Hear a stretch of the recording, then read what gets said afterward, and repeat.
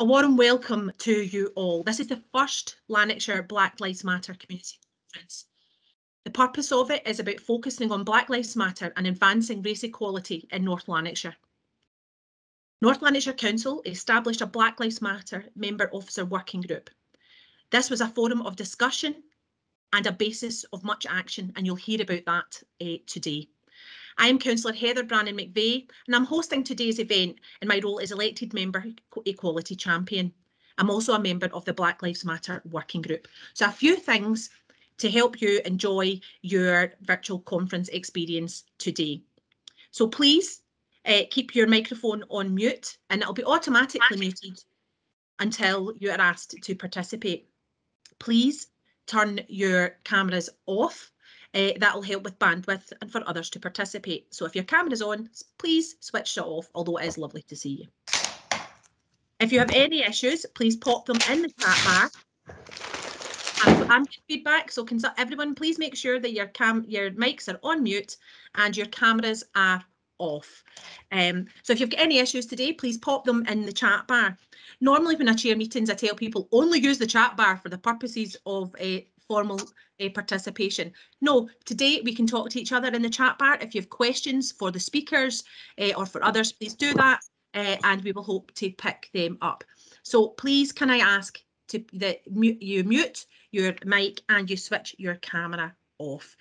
Today will be, I'm sure, very interesting, but it also has the potential to be uncomfortable and at times challenging. So all I ask, in a world that we can be anything, that we be kind to ourselves and to others today. So to enable us to kick off, I would like to invite our Chief Executive, Des Murray, to do an input for us. Sadly, Des couldn't be with us today in person, so he's recorded a message for us. So can we play Des's message to us all? Thank you. Good morning, everyone. My name's Des Murray, Chief Executive here at North Lanarkshire Council. I'm sorry I can't be with you today at such an important conference for North Lanarkshire. We all know that our ambition is for this to be the place to live, learn, work, invest and visit. And that's for everyone. We were one of the first local authorities in the UK to come out in support of the Black Lives Matter movement. That support and this conference are integral to that ambition. It's about engaging with you on why Black Lives Matter, what we as an organisation have been doing to demonstrate our support for the movement, and that's what counts, actions. How we can all work together to advance race equality and relations in North Lanarkshire, both now and in the future. We are in this together, one place. I'm not going to take up any more of your time. I know you've got a very full agenda, some amazing speakers to come. And although I can't be there today, I wish you the very, very, very best. Here's to a successful event. Thank you.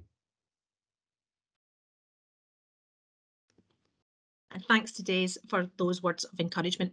So before we move on to the conference agenda proper, what I would like to ask you to do is make sure that you have your chat bar open, because we now have a short survey, just a couple of questions to give context to where we all are today. So Elaine, can I ask you to put the questions into the chat bar? So our first question is, how would you rate your understanding of why Black Lives Matter? You will see in the chat bar the question. All you have to do is click the response that suits you. So you fully understand, you have some understanding, you're not sure, or you think that all lives matter. So if you click that and submit your vote, we'll see the results in the chat bar.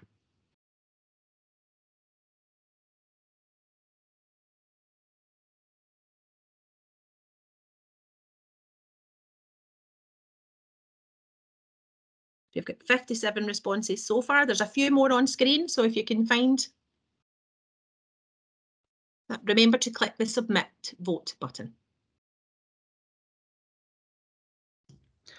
Apologies, I'm new to Teams. How do you enable the chat bar?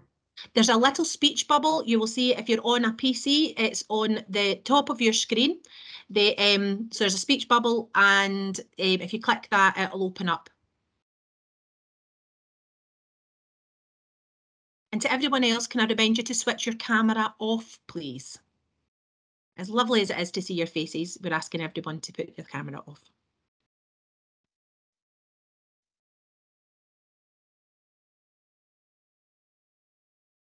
Right, so we're up to 81 responses. Any final votes coming in?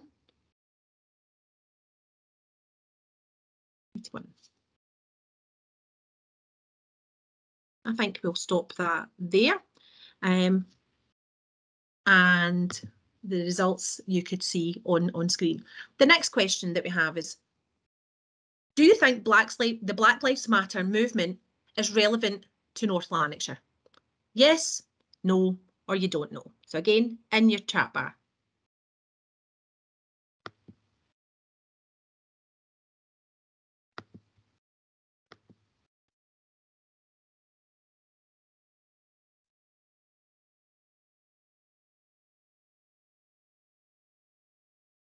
Just give everyone a chance. We're up to 78. Oh, you're experts at voting now. You've all voted more quickly than you did the first time. We'll see those questions again towards the end of the conference.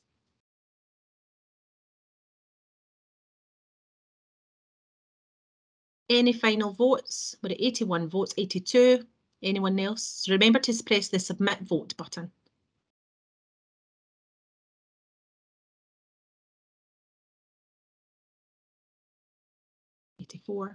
So do you think the Black Lives Matter movement is relevant to North Lanarkshire? And 98% of respondents have said that they do. 2% don't. So thanks very much for that. We'll close that question just now. Friends, I would like to move on to our first speakers of the day, and that is my councillor colleagues, Councillor Junaid Ashraf and Councillor Paul Kelly. They are the co-chairs of the Black Lives Matter working group in North Lanarkshire, and they're going to tell you a bit about their journey to bring the working group together and some of the work that we have undertaken. So Councillor Kelly is the Deputy Leader of North Lanarkshire Council, and Councillor Junaid Ashraf is an SNP member from Cumbernauld South, and Councillor Kelly is a Labour member from Motherwell West. So collaboration across the authority and indeed across the political divide. Colleagues, Councillor Ashraf, I believe I'm coming to you first. Fantastic, thank you so much, Heather. 2 years ago, the Black Lives Matter movement brought to sharp focus that the fight for race equality in the world has not yet been won. There are systemic issues still present, whether it is the over-policing of minority communities, failure to include all members of society within political decision-making structures, or the shortfalls within education to teach the cruelty and history of how the modern-day superpowers achieved their status in the world. George Floyd's murder ignited a conversation long overdue about racial injustice across the globe. But as a local authority, we may not be able to change the world, but we have the ability to show leadership and ask ourselves, how can North Lanarkshire Council do better and address racial inequalities within our communities? I am proud that in August 2020, we decided to do just that. We established a working group with real powers to bring these conversations to the fore. And as co-chair of this group, alongside Paul Kelly, Councillor Paul Kelly, we worked to address a host of systemic issues within North Lanarkshire Council to progress our equalities work across the local authority. We questioned what we could do as a council to address barriers to employment for minority ethnic groups. We took leadership to review all statues, historical symbols, naming of streets and buildings and schools in North Lanarkshire to properly understand their history and context. And although we cannot change history, it is definitely our duty to teach the wrongs of the past and acknowledge the impact it has had until the modern day. We examined current data available on ethnicity and collected further data such as ethnicity of North Lanarkshire employees and elected members. We reached out to ethnic minority communities within North Lanarkshire through our community survey that received over 300 responses in return. We developed our first Race at Work Charter, looked within our organisational structure, and reviewed our recruitment, retention and progression of ethnic minority employees. We asked questions to ensure that the recruitment of our modern apprenticeships were diverse, and we considered other priority areas where to challenge and address racism, discrimination, disadvantage, and advance equality. Through procurement, housing, employment, and our use of equality impact assessments and more. We examined and suggested amendments to the school curriculum so that we can nurture and ensure an inclusive anti-racist culture in all 23 high schools to recognise and teach ethnic minority contributions and success in North Lanarkshire. We sought to begin the process to decolonise our curriculum. Education is the most important tool we can utilise to ensure that race equality across North Lanarkshire and Scotland can become a reality. So now more than ever, real change rather than tweets and empty words are required. It takes real courage to bring forward this change, to take a long, hard look at ourselves and really question if we are being inclusive of everyone. We now hope to submit our ambitious findings to the Scottish Government and COSLA, as well as share in more depth with all of the participants today our humble efforts to advance ethnic minority rights within Scotland. I believe with the incorporation of the over 20 actions we have pursued over the past 18 months, North Lanarkshire Council has pushed itself to the forefront of the most progressive change for race equality within Scotland. And this has truly been the most emotive and worthwhile work I have focused on in my council term over the past 5 years. And I'm excited to be able to share with you all a brief summation of this work over the course of today's conference. And I thank you all for attending to show your solidarity.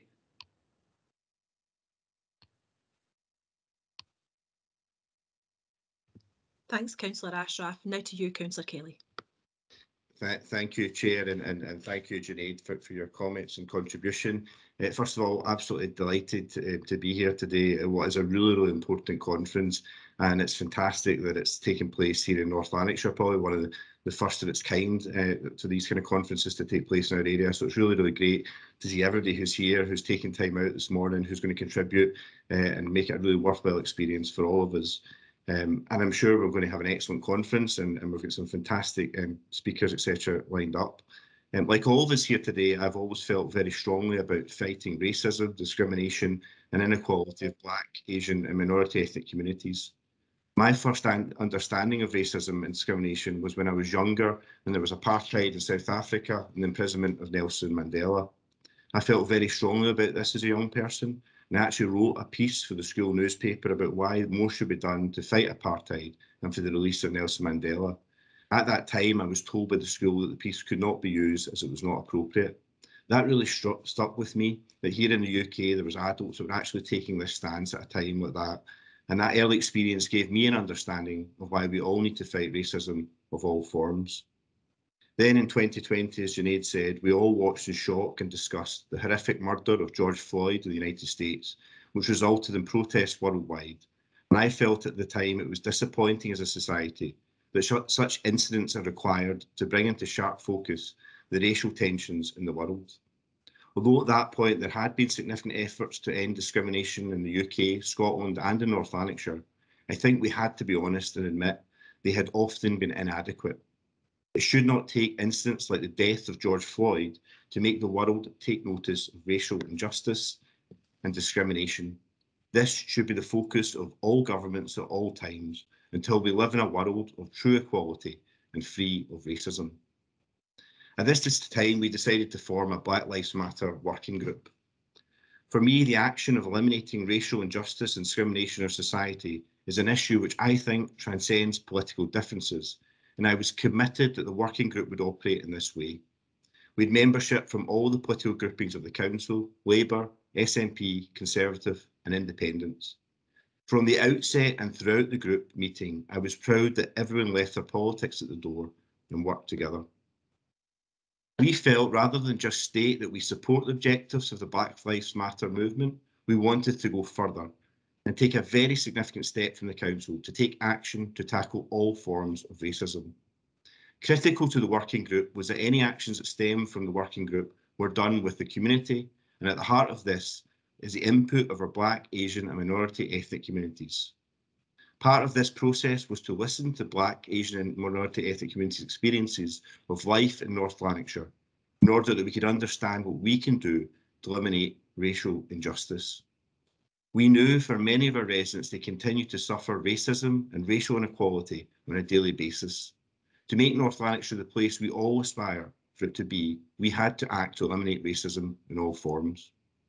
We were committed that the working group would be an action group, not a place to talk, but a place to act.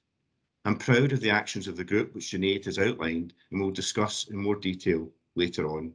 which I believe go further than any local council in Scotland.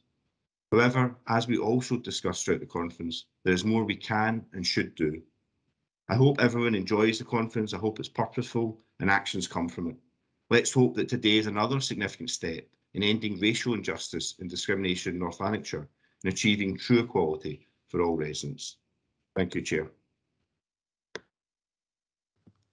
And thank you, Junaid and Paul, for not only your contributions today, but your shared leadership of the Black Lives Matter working group. And if you wonder how it worked, they basically were a tag team. One chaired one meeting, one chaired the next, but it was very much collaborative in the way that they worked together to get the best out of the officers and the elected members who were participating at that time. So I thank them for that and thank you for your contributions. So now we move on to our first keynote speaker, and I think someone that many of us are very pleased was able to support the Black Lives Matter working group and indeed will participate here today.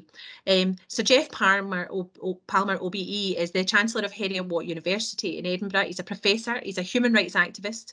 He tells me he's 3% Viking. And Sir Jeff is also a Lifetime Achievement winner at the 2021 Pride of Scotland Awards. He has got phenomenal experience to share with us, and he created a short film for us to listen to for our conference today. So I'll hand it over to Sir Jeff's input.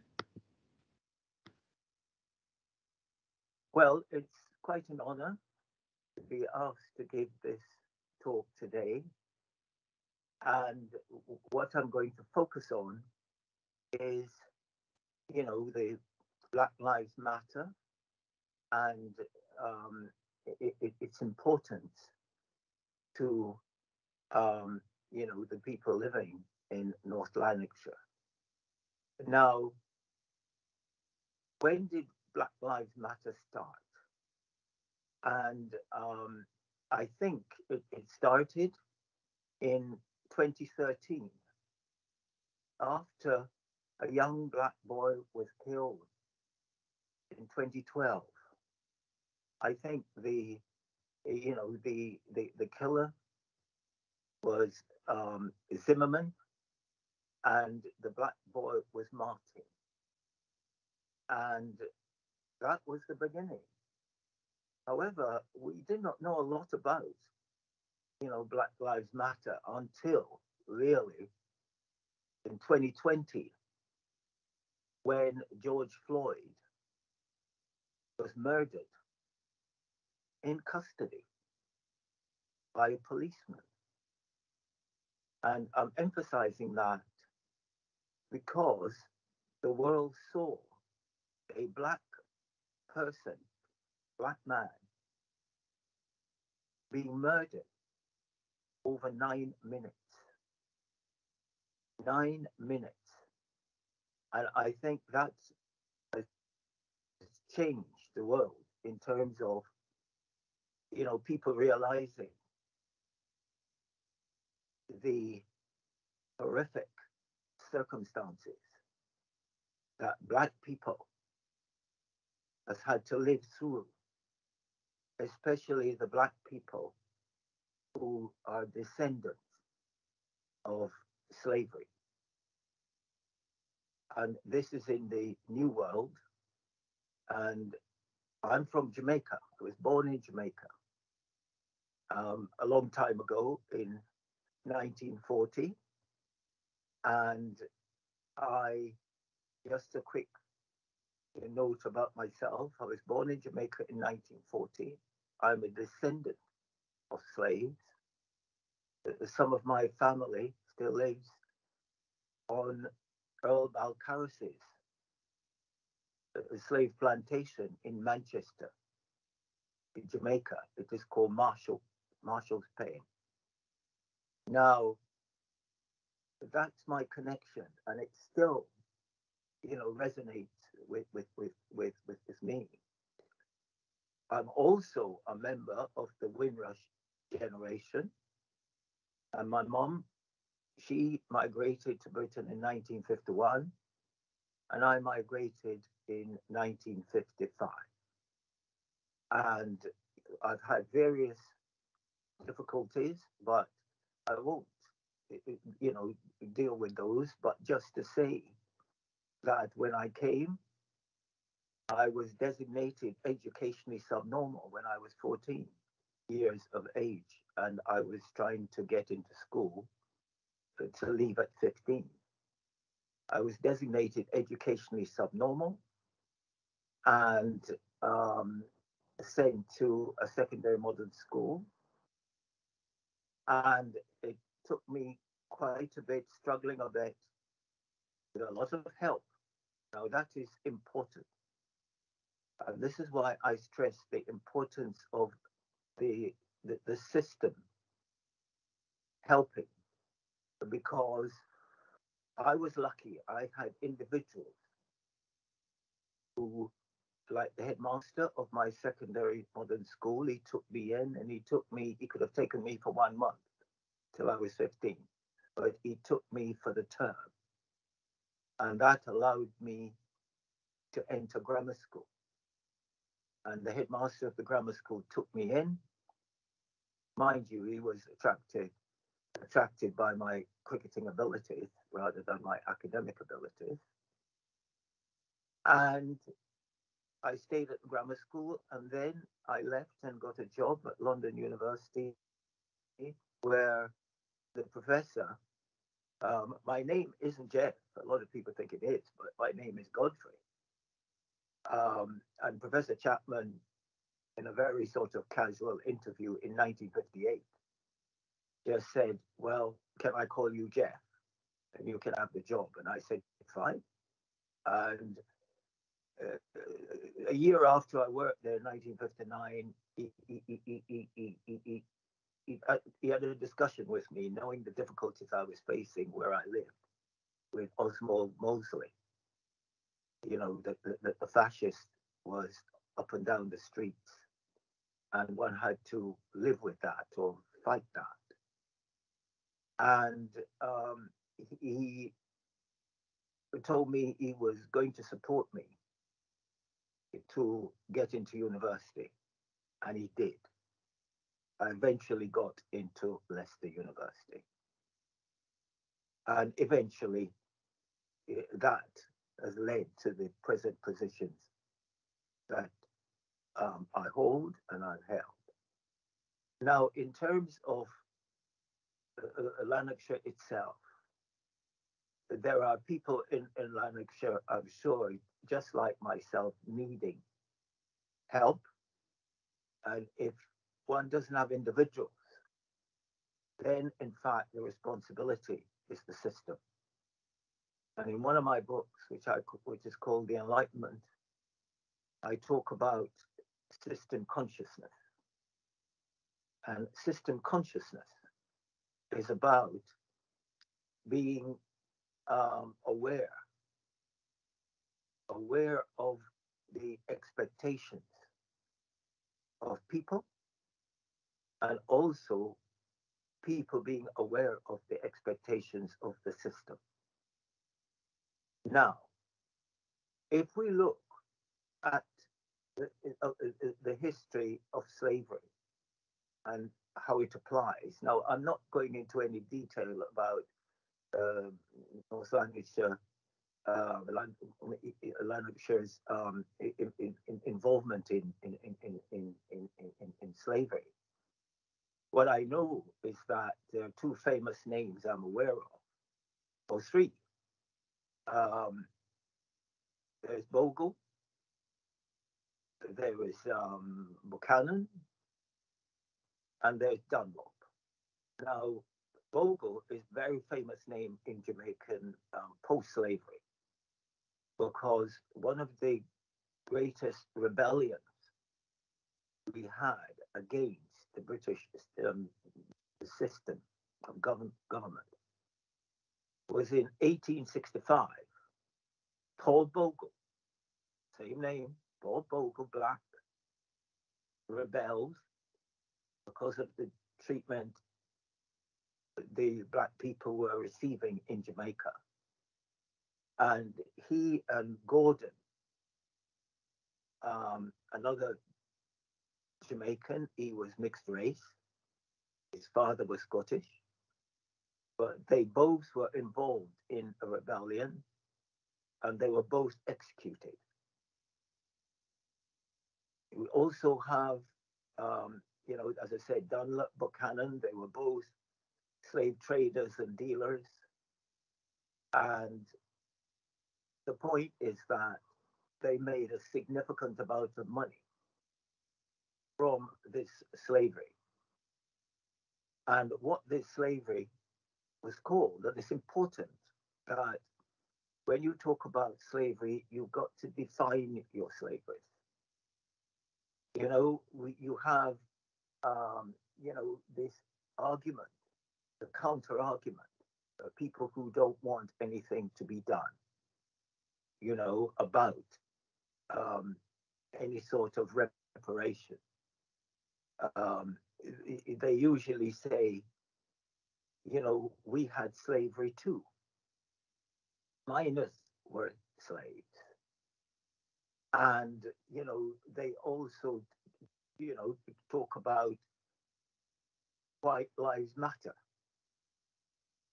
And therefore, what they're saying is that why talk about Black Lives Matter when they're white people in difficult circumstances? And also, we had slaves, so why are you going on about Black slavery? And if one is going to, adjust the curriculum and try to inform people about this slavery, one has to define the slavery which we're talking about, from which I descended. It was chattel slavery. And chattel slavery was legal. It was British slavery that was legal, of which Scotland was deeply involved. A chattel slave had no right to life and was property. And the evidence for that is that when the British slavery was abolished, the first stage, the emancipation stage in 1833-34, the slave owners, of which a considerable amount or a considerable number were Scots,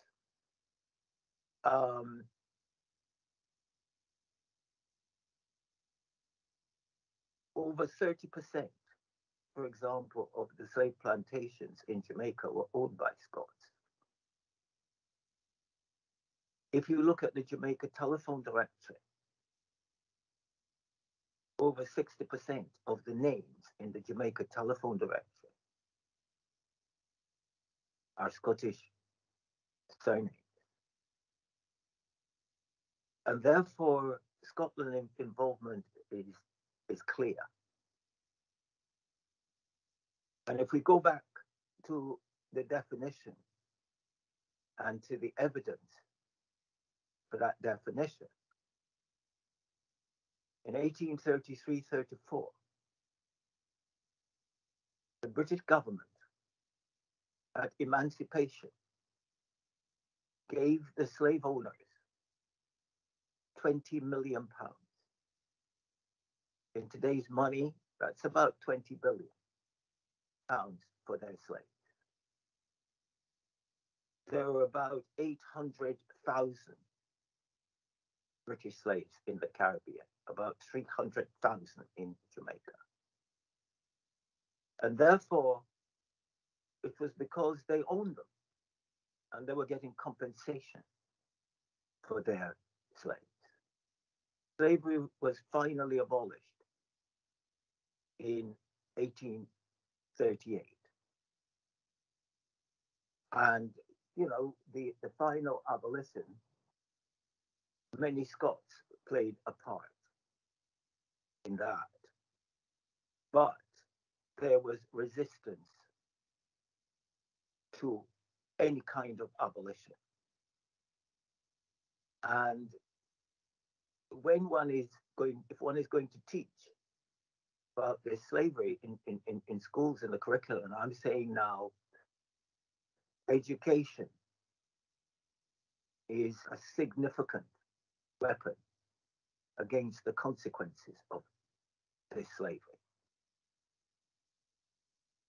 Now, if we look at, you know, the consequences, and I've made up a little statement about, you know, the importance of education in terms of dealing with the consequences of this slavery. So when people talk about, you know, but that slavery is in the past, you know, so why are we bothering? We should be addressing modern slavery. That's another slavery. Modern slavery is associated with trafficking. That's illegal. Chattel slavery was legal. And although chattel slavery, one can say, yes, it's in the past, but, you know, we cannot change the past, but we can change the consequences of the past, such as racism, for the better, using education. And this education is only going to be valid if, in fact, research is done so that the teachers are aware of this history, so that it can be taught properly and without excuses. And I use the word excuses and it's very important. I have been involved with the Henry Dundas statue in Edinburgh. I'm chair of the council's slavery and colonialism, you know, a legacy study. And the council is looking at possible recommendations in order to educate the children and adults about this slavery. And you know, in previous to me being on this committee, I was on another committee. We were looking at Henry Dundas' statue and his involvement in the slave trade. And you know, the evidence was clear. Henry Dundas in 1792 put down an amendment in Parliament that the slave trade, instead of being abolished immediately as Wilberforce wanted, Dundas said it should be gradually abolished, gradually. He was Minister of War, and he had various other posts, very important posts in government, in the Pitt's government. Now, the point is that that is clear, that he gradually abolished the slave trade. That was accepted, although there were, you know, a great battle of Wilberforce trying to get it abolished and Dundas resisting it. There is no evidence that Dundas did anything to get abolition. In fact, the Prime Minister described it as gradually as refusing to act until 1,000 favorable circumstances unite. And the politician Fox, as a member of Parliament as well, described it as gradual murder. And therefore, those are facts, but these have been challenged by historians. Scottish historians. And their main argument is that I'm not a historian. And the point is that I said, well, provide me alternative evidence. And they can't. And therefore, what we've got to be very careful of is people who want to make excuses for people like Dundas because he's Scottish and will not accept the truth. The point is that the truth works. People from all over the world have contacted me, which, you know, I'm quite honored, you know, that is the case. But they're asking me, why is Scotland ahead in this study of this history of slavery? And the only thing, the Toronto government has been in touch, for example. And I say, well, trouble is, if you tell the Scottish people the truth, then there is no alternative. And when I've given many lectures around Scotland and in England,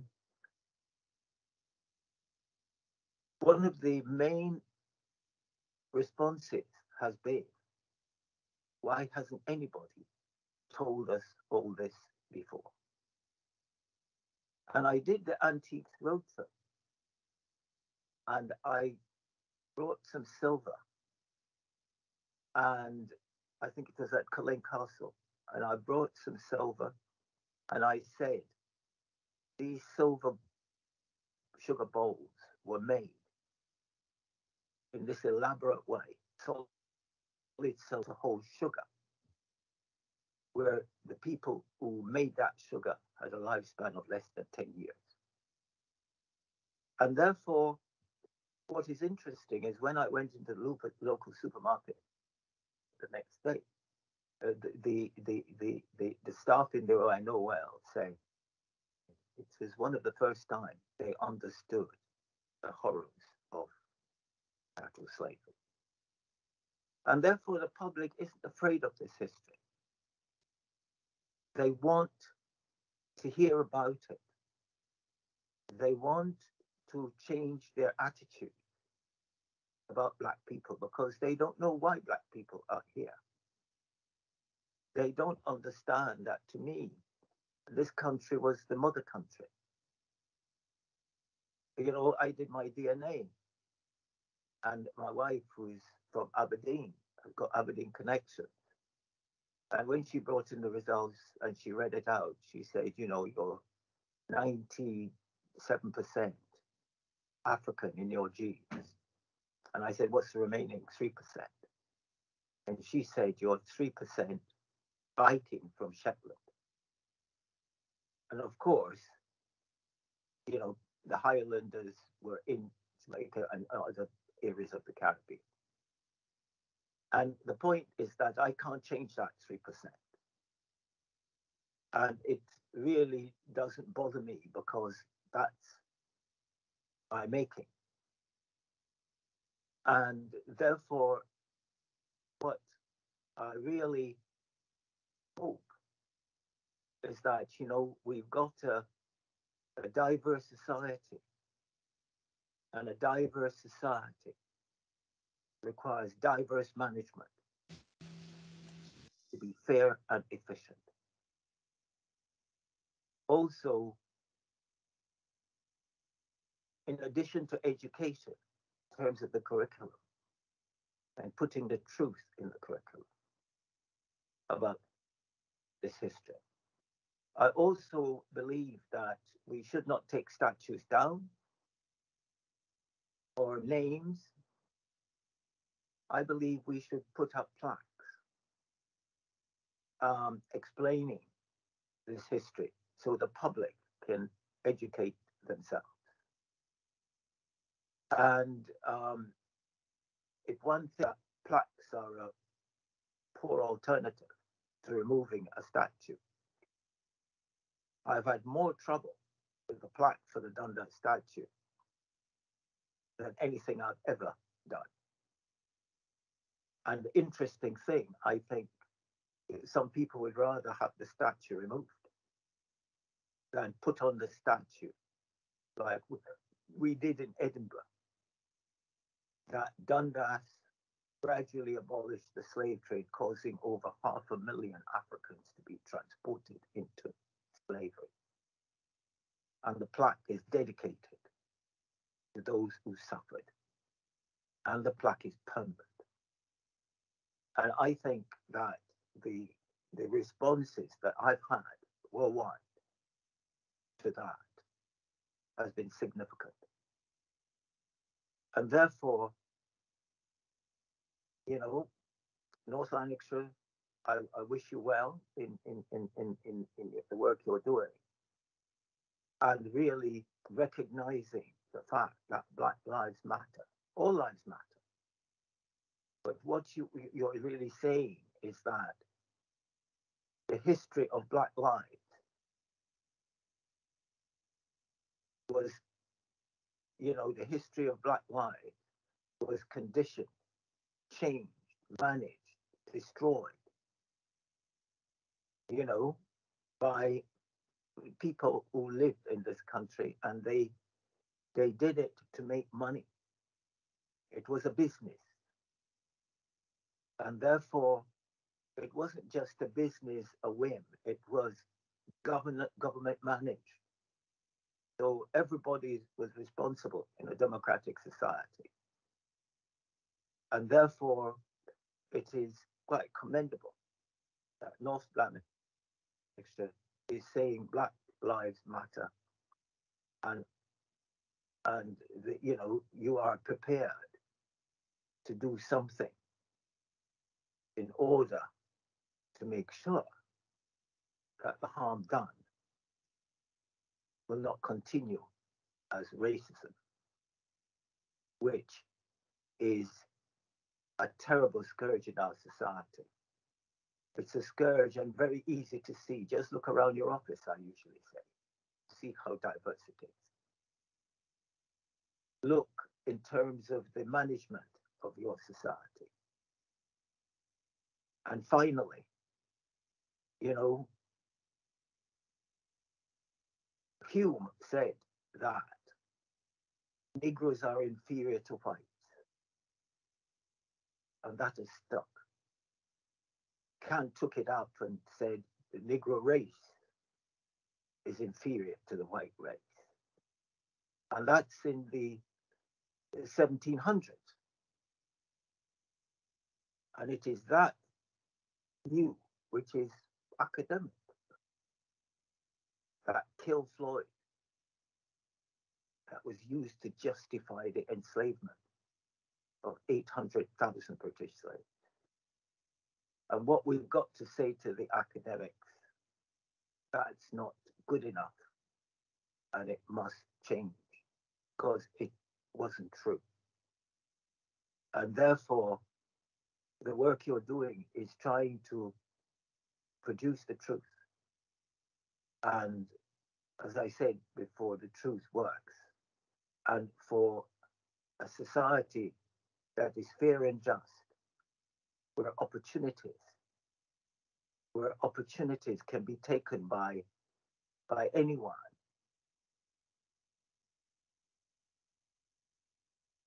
if that person is capable of taking those opportunities. And it is the system's job to make sure that we are capable, all of us are capable of taking opportunities. And that's the power of education. And finally, we are one race, one humanity, different, but the same. Thank you.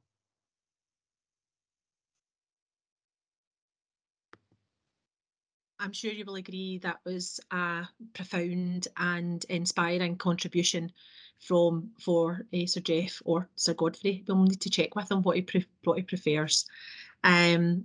The chat bar is rich in commentary, and we will make sure when Sir Jeff joins us later at the panel that we highlight some of the input and thoughts that you have all shared. I'm delighted now to move on to our next speaker, Bushra Iqbal Mbe. Bushra can't be with us today because she's on her way to Pakistan at the moment, but she has recorded us a video message with some thoughts about her life and experiences in North Lanarkshire and indeed her hopes for the future.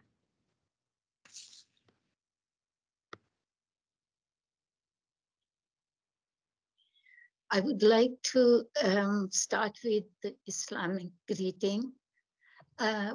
Bismillahirrahmanirrahim. Assalamu alaikum wa rahmatullahi wa barakatuh. It means that I begin with the name of God Almighty, and peace and blessing be upon all of you.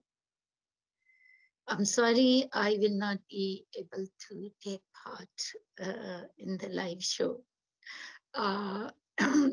because I probably will be at the airport, perhaps standing in a long queue, taking my shoes off. However, I have been asked to talk a little bit about myself and about the community and my personal experience. I come from race relations industry, I could say, because for last over almost 40 years, I've been working with initially it was Commission for Racial Equality, and then West of Scotland Regional Equality Council. We became independent, so I'm still working with them. So I won't talk much about the equality and human rights, and I know the other speaker will cover all of that. What I will talk about is just my own personal experience.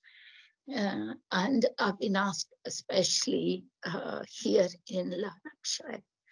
North Lanarkshire, I lived almost my whole life, I would say. I came to Pakistan in 70, sorry. I came to Scotland in 70s, and then we moved to Coatbridge.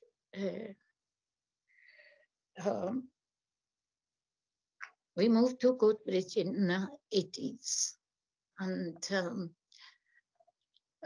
we moved to Coatbridge in 80s, and since then we've been here in Coatbridge. I'll talk a bit about the organization that I have taken the responsibility for for a long time. And that is North Lanarkshire Muslim Women and Family Alliance. Now, this organization was established in 1994. There wasn't any provision anywhere for women, and we felt for our children. Now, while we are talking about you know, the multiculturalism and multilingual,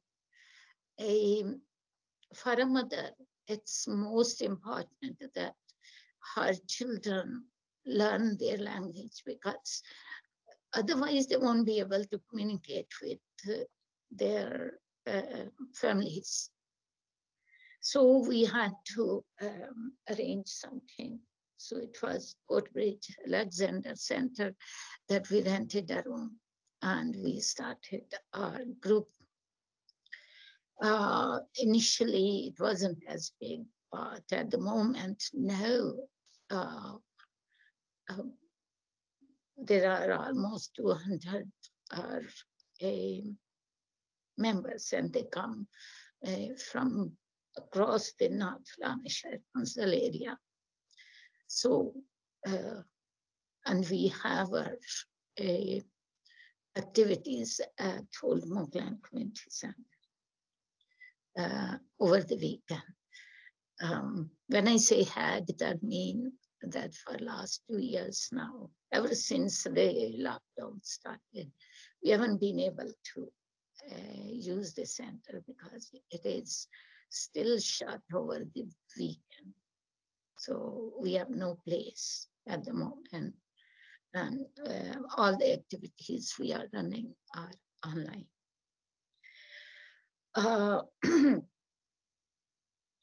Now, I do a lot of volunteer work, and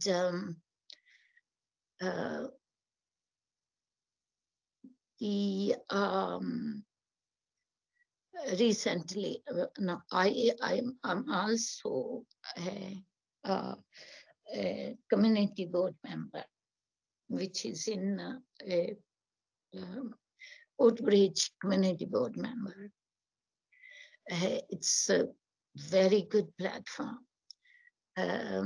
for local community.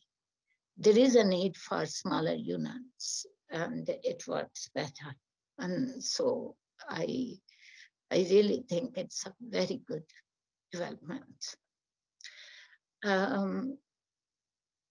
Now, I was looking at the Coatbridge profile, and it was so good to see, amazing, very strategically planned the profile. It tells that the Coatbridge has got 3 zones, and yeah, northwestern, south, and it has, you know, how many schools, how many houses are vacant, how many are rented, how many are, you know, it's all the data information is there. Everything, more or less. How many, you know, the population, how many are working, how many are elderly. So wonderful breakdown of everything, more or less. However, when it comes to multicultural issue, and we all believe that Scotland, North Lanarkshire, has got the second largest minority ethnic community. So, though I wasn't surprised to see that what's been mentioned about our diverse culture and diverse community, they are part of the, you know, the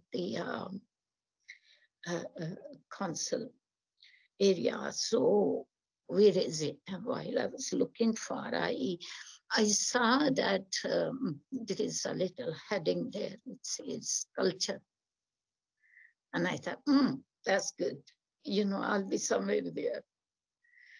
And when I, you know, looked at it, it was just about the languages that it was mentioned under the culture heading.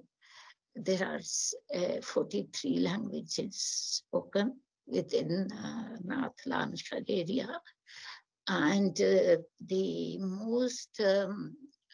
most used one are 16, and they are like South. I think it starts with the some European languages, first of all, you know, Italian and Spanish, and you know, the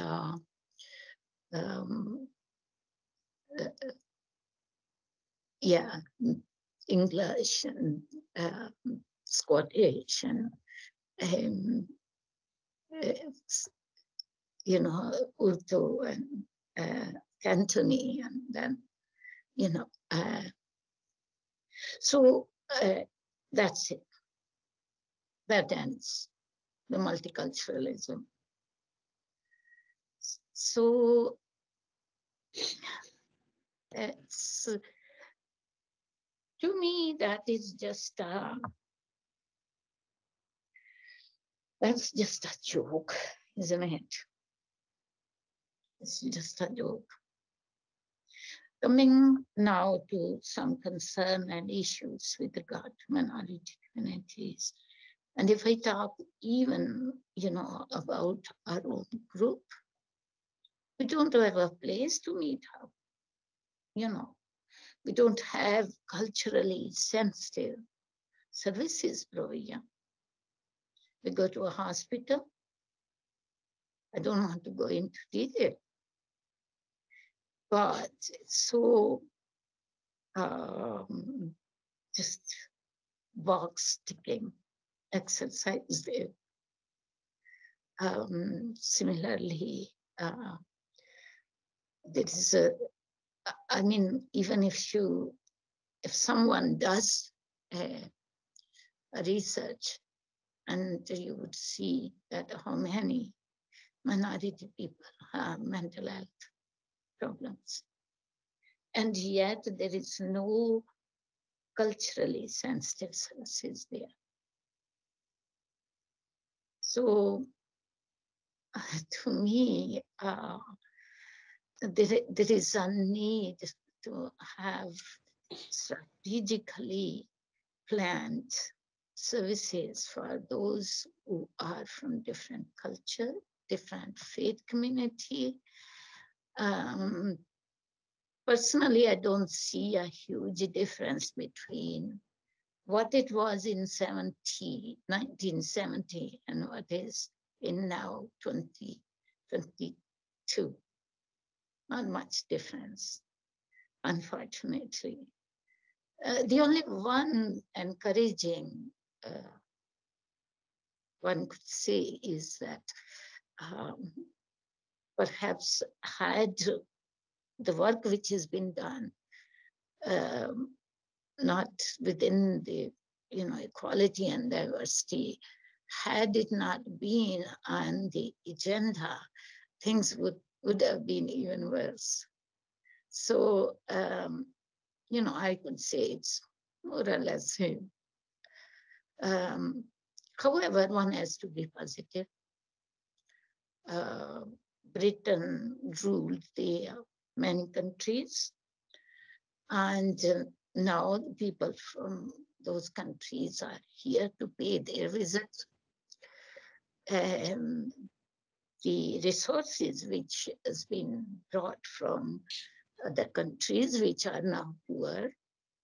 So everyone has got share there. Fairness and justice is only when people get their fair share.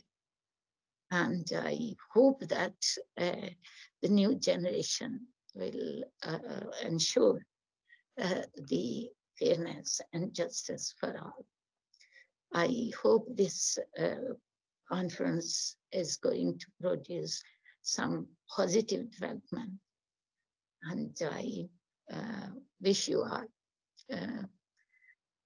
Thank you very much. Bye-bye. Bye. Thank you so much to Bushra for sharing her thoughts. It would be so sad to think if we did not have a community that had evolved and everybody felt the evolution since the 1970s. But we'll get the opportunity today in our discussion groups for you to pick up the themes of our speakers today. And we have some more speakers for you, and slightly different from ones we have. We're reaching out now to the young people of North Lanarkshire.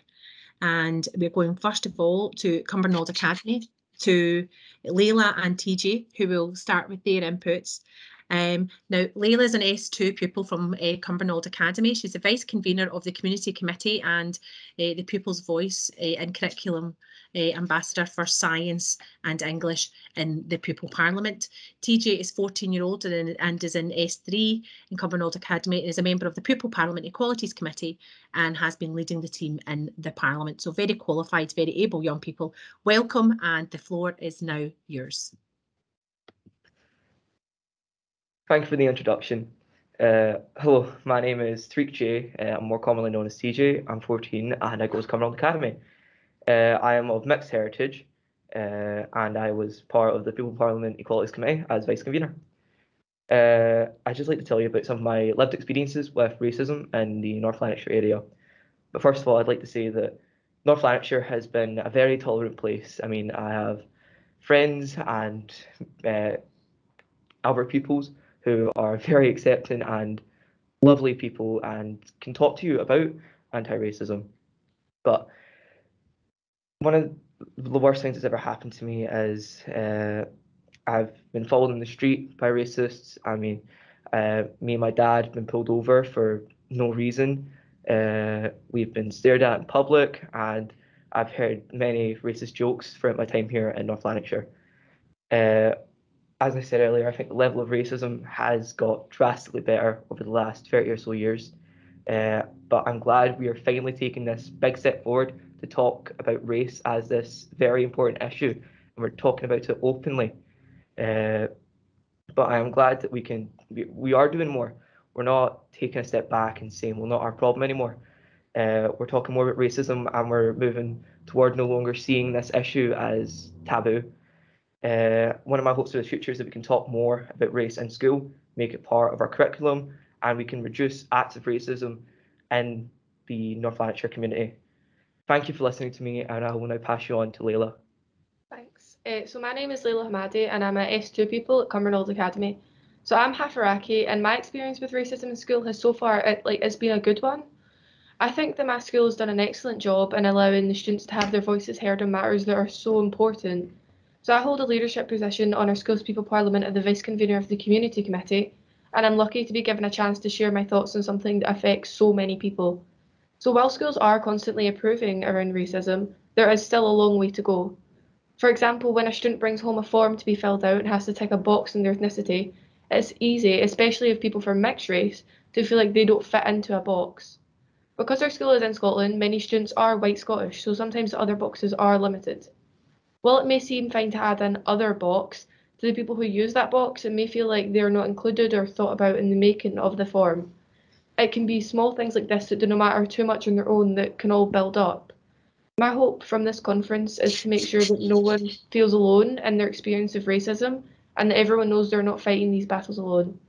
I would now like to introduce the video made by young people with support from Community Learning and Development.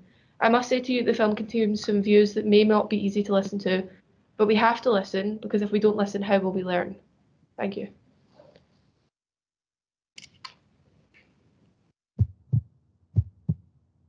When the world watched and discussed as police officers harassed and eventually put George Floyd to his death in Minneapolis in May 2020, no one was prepared for the shockwaves that this brutal and needless killing would send across the world.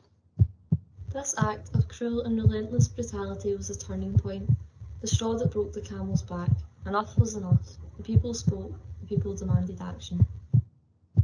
For years there have been similar incidents across the states of police harassment and brutality towards black people purely for their colour. It's wrong. It's easy for us here in North Lanarkshire to ask, what has that got to do with us, thousands of miles away? We like to think, and it's a comfortable thought, we're a tolerant and inclusive area. But are we? I think North Lanarkshire is a tolerant place to live to an extent.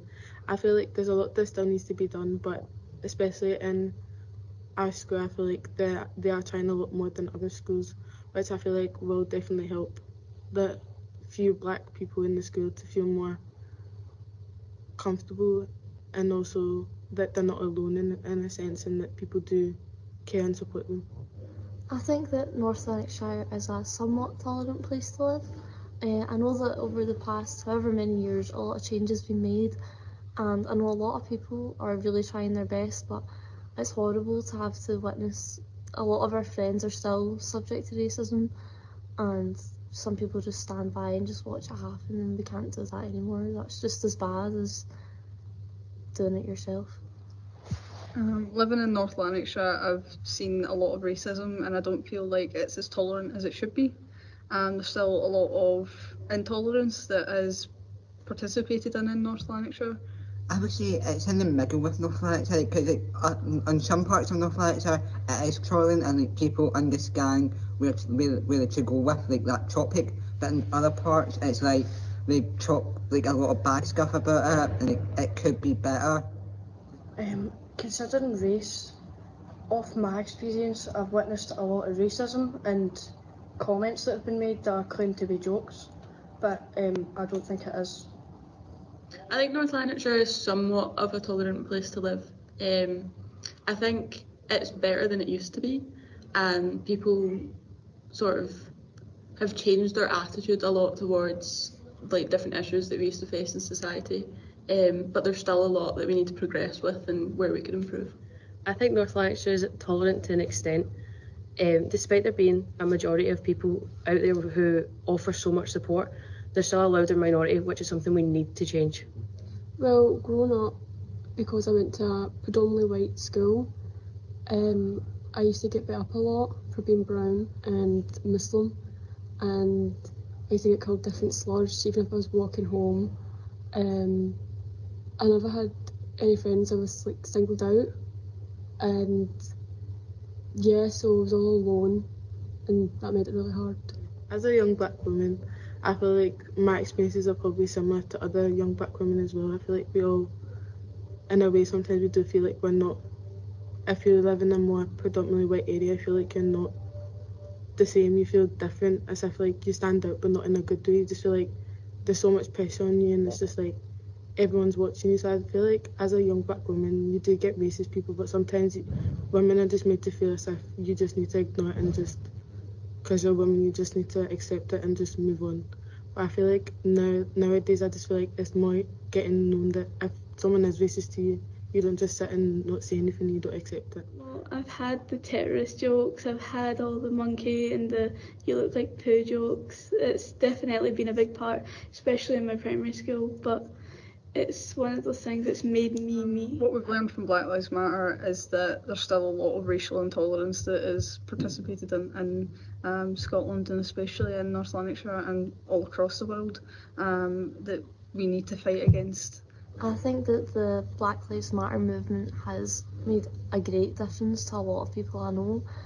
A lot of us were so uneducated before that happened, and we shouldn't have been so uneducated, but this has really spiked a surge of education to young people that we never had before. I believe the Black Lives Matter movement has put out so much like information for people, and it's educating everyone. It's actually bringing more inclusion. Everybody is joining in, and it's eventually it will bring everyone together. I believe that Black Lives Matter movement is showing people what black people face. It's showing and helping raise awareness about the way that black people are treated. They're dehumanised by others, and people are finally starting to realise this. It's also helping black people get their voice heard and get treated the same way that white people get treated. I feel like the Black Lives Matter has made a great difference, especially to me as a young black person. I feel like it's definitely made the Black Lives Matter movement more spoke about, and there's more awareness to it. But I feel like there obviously needs to be more, and it needs to be made more awareness, not just in schools but in the community in general, just to make black people feel as if they're not alone and they've always got support. I feel like Black Lives Matter has made awareness, because like, before not a lot of people knew that a lot of streets in Glasgow and in after famous slave owners like a Gile Street and that, but now people know. Black Lives Matter.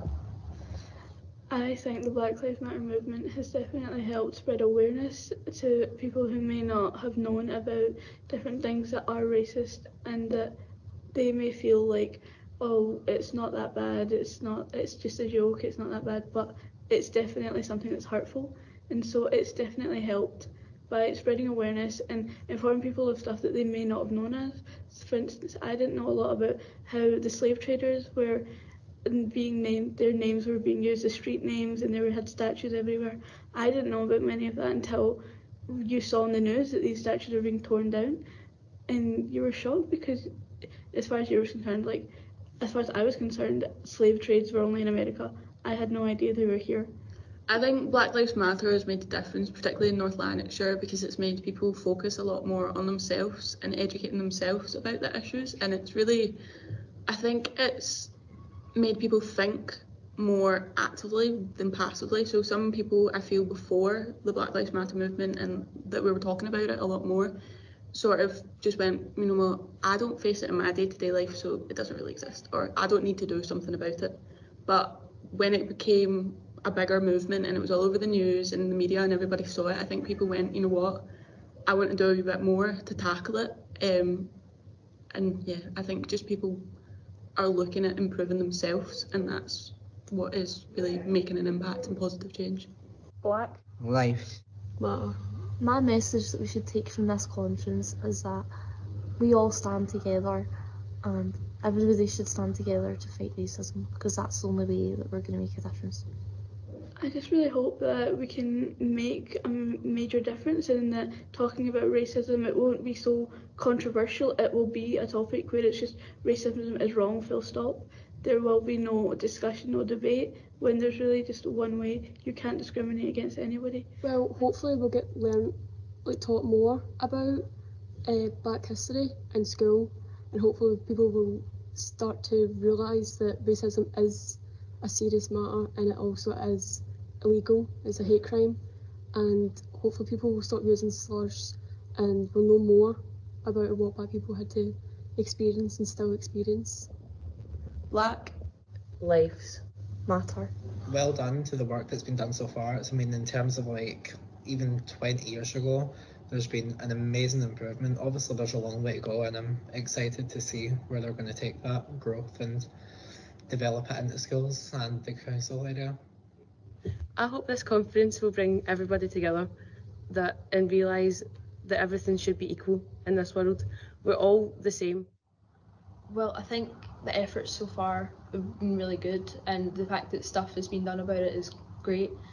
But there's a long way to go, and there's a lot that still has to be done, and it really needs to be talked about more, especially in schools, I think. I hope that the conference, although it's only going to meet a small amount of people, I hope that will sort of make an effect that will ripple onto others. So people will talk about the conference and be like, there's these things happening and we should talk about it more. And I'm hoping that it'll spark more education about it, and it'll be a sort of normal thing that everybody talks about from a young age. And it's not just this thing that activists and people that want to make positive change talk about, but it's just a part of day-to-day life that everybody tries to tackle. And I hope that more people, when they see racism, say something about it and don't just be a bystander. The Black Lives Matter movement has made us all think. We have done work in our schools and in our youth groups on the issue, and now we have a voice. The fact that this conference is taking place is a brave decision by our council. The fact that this conference is taking place proves that there has been a change. Let us all work together to get rid of racism. And let us all work together to make North Lanarkshire a better place to study, a better place to work, and a better place to live. I have a dream, we have a dream.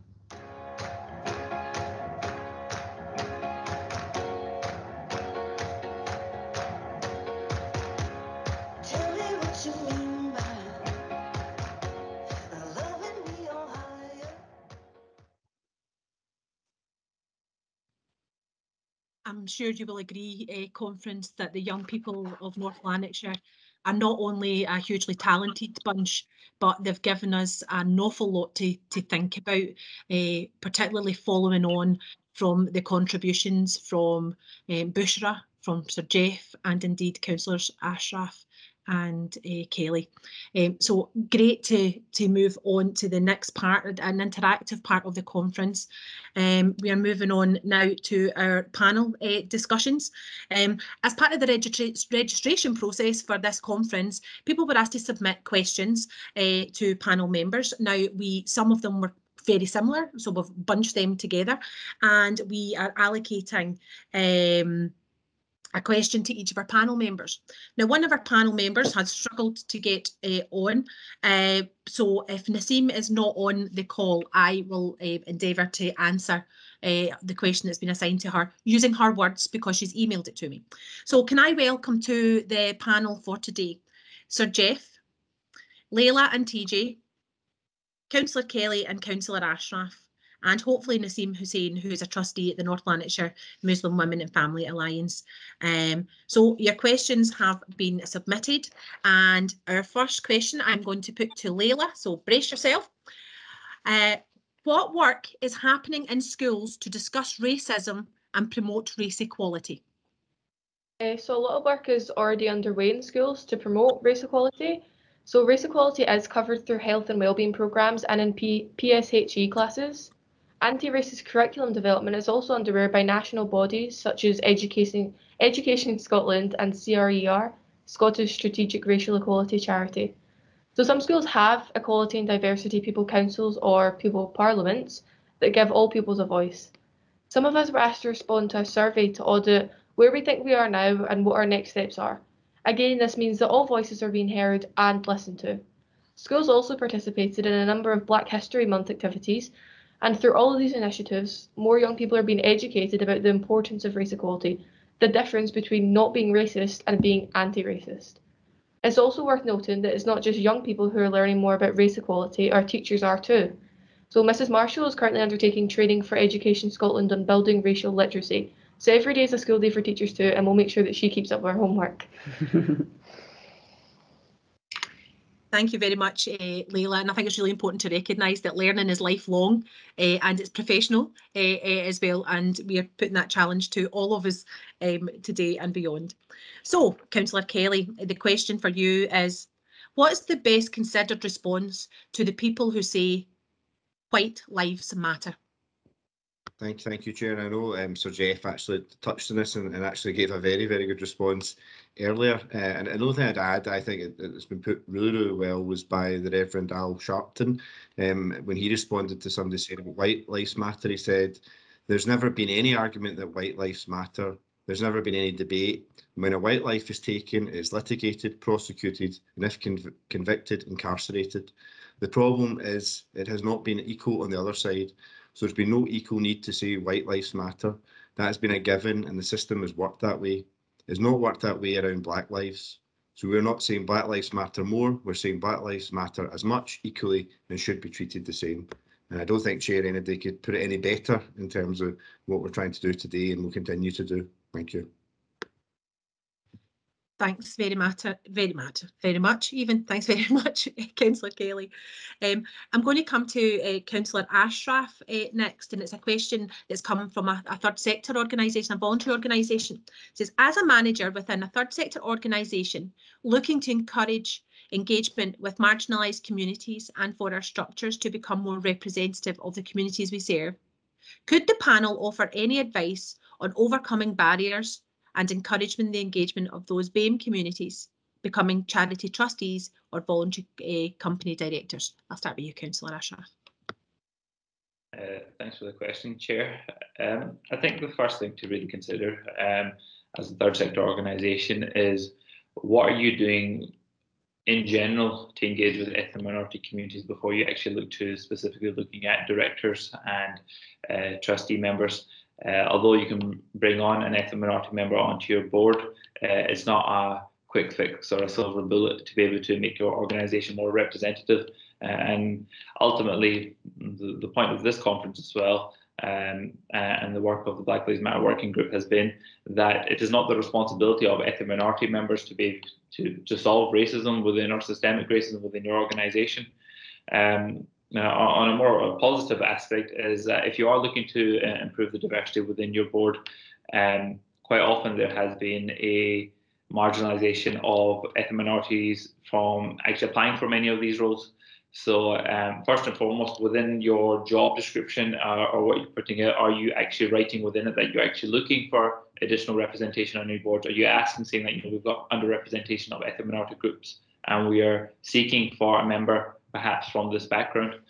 are you putting in specific, are you yourself actually looking for representation and inclusion of the issues which are actually going to be discussed on your board? Because it's not good enough just to bring an ethnic minority member on board. Are you, as an organisation, have you trained yourself up? Have you allowed yourself to be able to hear the views, the differing views and opinions that may make you uncomfortable? Because these will become very evident during the recruitment process, not only to the applicants who may be from ethnic minority backgrounds, but also to yourselves. You may have that unconscious bias within yourselves that you may hear an adequate person or somebody who is of standard or somebody who is a very, very high level and caliber to apply for the position, but are you unable to see past your own biases that, you know what, maybe I don't feel as if this person represents the ideals of the organization, because you already have that bias in your head of what you believe that person who's applying for the role should have. And lastly, I think if you haven't undergone all these steps, you have actually did some level of introspection, looked within yourselves as an organisation, understood correctly about what race equality means or why you want an ethnic minority member specifically on your board. I would say that you should go to the communities themselves. I mean, there are a number of organisations, say, for example, North Lanarkshire Council, you know, the Muslim Women's Network, there's, you know, several mosques or, you know, temples or Sikhs sort of gatherings. There are organisations out there that work alongside many ethnic minority communities quite intimately. So if you approach these organisations and disseminate it and ensure that there's an encouragement from, you know, leaders within also ethnic minority communities, then that'll be the best place to basically improve your own image and also to attract those high caliber ethnic minority representatives that you want to your board. Thanks very much. Thank you, Councillor Ashraf, for that full answer. I couldn't agree more, but it's not my opinion that counts today. Now, Sir Jeff, we've got a question from TJ, one of our young people speakers, that he would like to put to you directly. So, TJ, over to you. Thank you. Now, over here, we have no doubt that your journey to become Scotland's first Black professor would have been challenging. What obstacles have you faced and how did you overcome them? Well, Sir Jeff, that's a starter for 10. So if you could take your mic off mute, then we can hear your answer. Can you hear me? Can you hear me now? Right. Well, you know, I've been around a long time, since 1951, and I will just give you an example or a couple of examples. I went for an interview in 1964 with one of the most powerful politicians in the country at the time. It was probably number 2 in power. And he was on the panel. And when I walked in, he just said, "Why don't you go back to where you come from and grow bananas?" And I turned and I said, "It's difficult to grow bananas in Haringey." I didn't get the position, but I felt a lot better. And what I was telling him was that I'm going nowhere, because if you can't grow bananas in Haringey, that's where I live, and that's where I'll stay. And therefore, to deal with that kind of racism, you have to be quite confident in your abilities. And therefore, what we need to do is to educate, to ensure that, you know, the BAME people are, and anybody within our society is educated enough to be able to not only to defend themselves, but also to know their worth. And if you know your worth, then you will be able to cope better. And that's what the responsibility of the society is. That's what the responsibility of the council is, to ensure that its citizens are capable of defending themselves in terms of the racism that exists within the society. And if you do that, then, you know, you've done a job whereby I know I can pass the exams and I know I can do the work. So when Guinness wanted somebody to go to Nigeria, the Guinness company just approached me and I went and I did the job.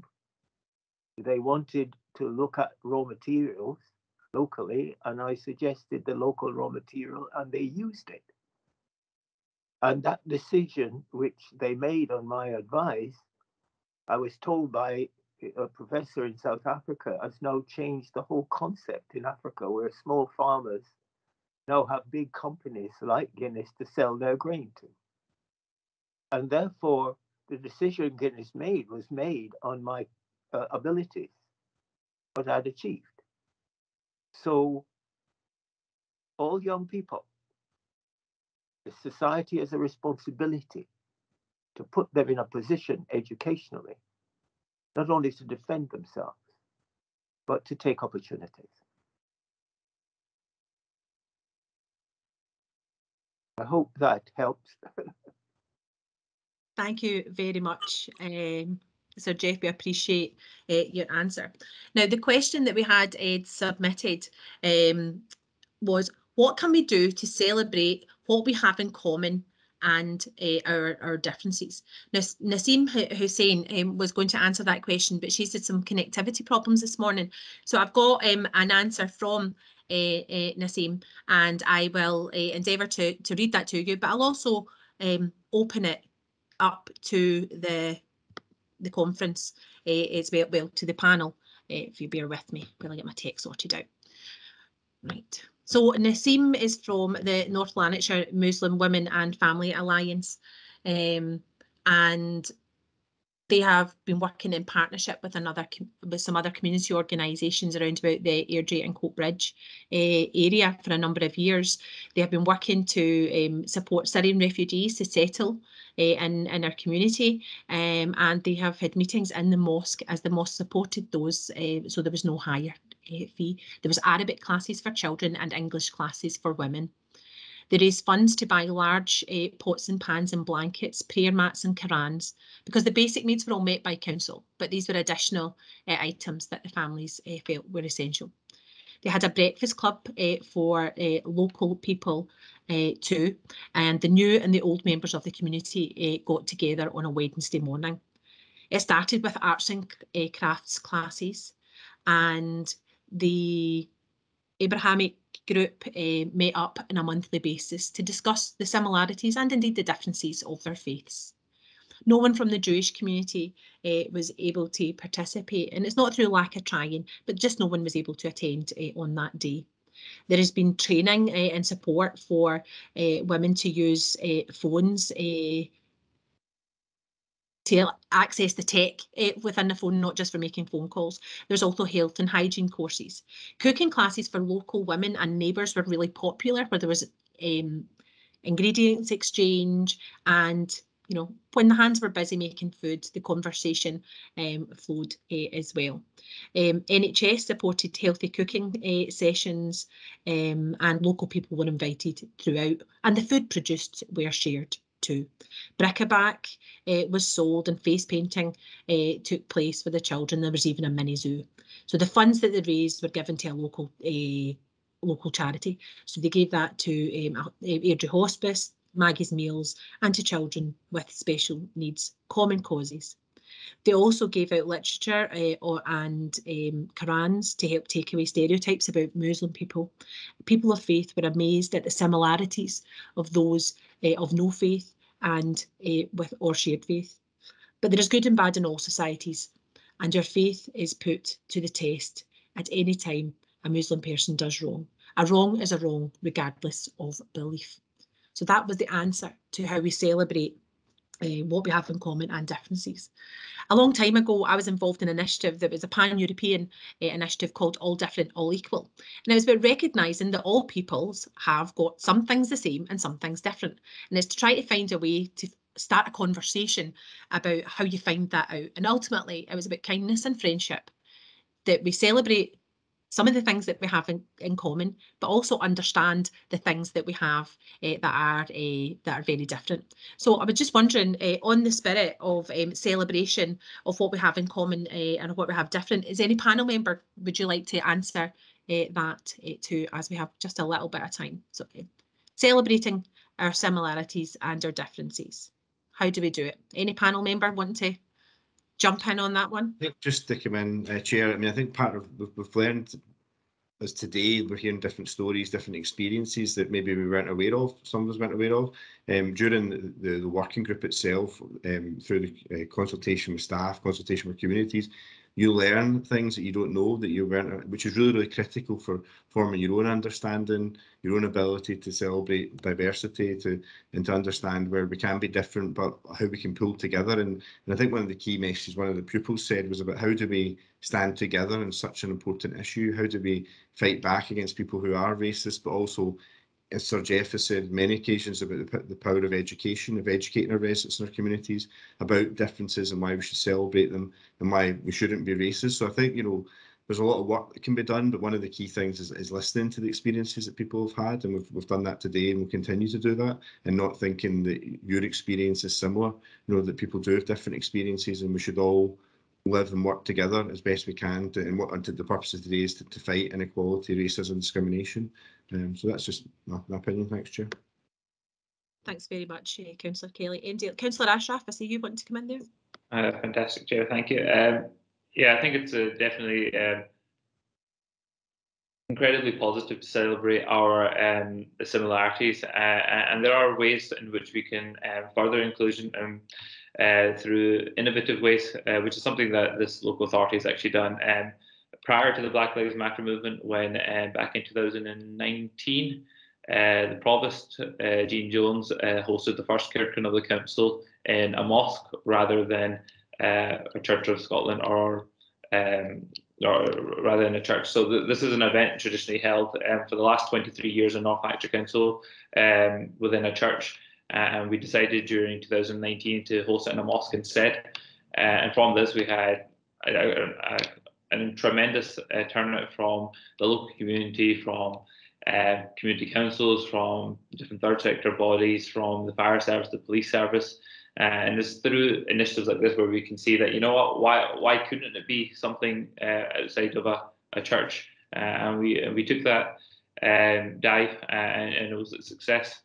But on the other hand, I'd also like to say that even if our differences are very large, you know, even if on the outside, say, you know, you have a young black girl like one of the girls in the video there, and you have a man who's perhaps in his 50s or 60s or 70s or 80s, who having lived in Scotland his entire life and hardly met a minority ethnic person in their life and doesn't understand anything.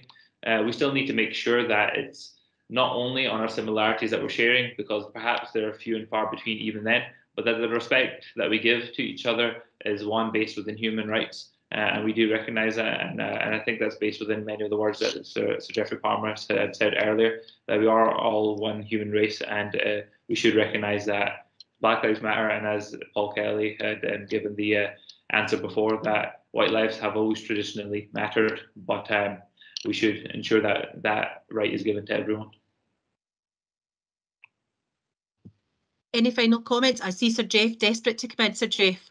Okay, you're absolutely right, and I think the general public, you know, part of racism, and we must acknowledge that, is that there is a belief that there is a difference in terms of intelligence and capacity, and that, you know, we are not equal from that, as I said, you know, about one race is inferior to the other.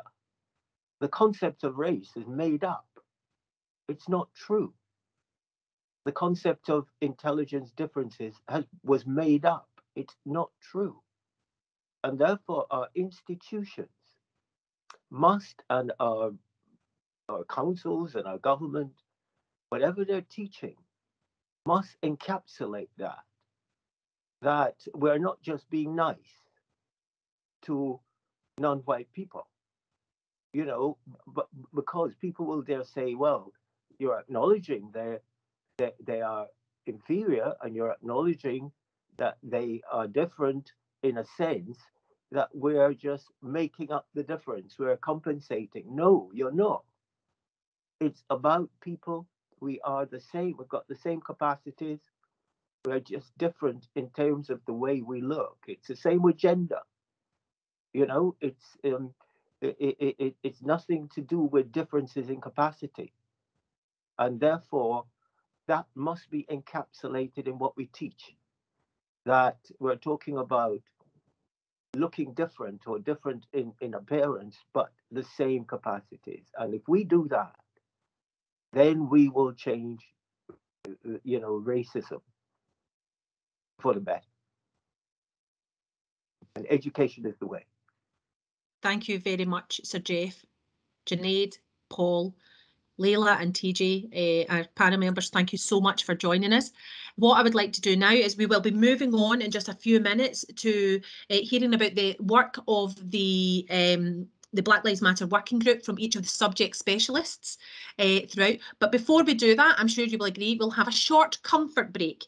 So I would like to ask everyone to return to their screens at 11:45 so you can find out more about the work and the action of the Black Lives Matter North Lanarkshire Member Officer Working Group. So welcome back, everyone. I hope you've had the opportunity to do something that made you feel comfortable during that comfort break. For me, I had a sip of coffee and a banana. So I don't know what you did. You don't need to tell me. We'll come back in a second. So as we start again, what we're going to do now is I'm going to ask each of the representative of services in turn to do a short presentation. So if your name has not been called to do the presentation, you are welcome to keep your camera off. So first of all, I would like to ask Justin Parks to do the museum service input about our links with the transatlantic, I can't even say that for goodness sake, the transatlantic slave trade and colonialism. So Justin is from our museum service and we'll talk about the research that he has undertaken into North Lanarkshire's history. Justin, it's over to you. Good morning. So I'm the Industrial History Curator for the Museum Service, but I'm going to be talking about work done by both the museums and the archives and local studies staff who've been looking into different aspects of links between North Lanarkshire and slavery, but also more generally looking at colonialism. I'm not going to pretend we haven't got a lot more to do in this capacity. But the museums team and the archives and local studies sit within active and creative communities in education. And as you can imagine, the museums tend to look after the 3D stuff. We run exhibitions, we do oral history recording as well, which is probably quite relevant to this particular subject. And we run events as well. The archives and local studies, they look after the written record of North Lanarkshire, and they also do a lot of work with family history as well. The main venues are Summerlee that you can see on the left there, Summerlee Museum of Scottish Industrial Life, and on the right, North Lanarkshire Heritage Centre in Motherwell. But we cover all of North Lanarkshire and various other venues as well.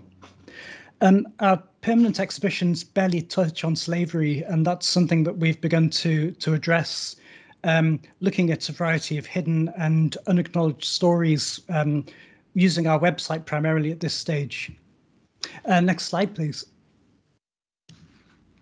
So talking of hidden histories, this is quite an early photograph. It shows Airdrie Rob Roy Club in 1867 on an excursion. I don't know entirely what this club did. I think they've got musical instruments in their hands there.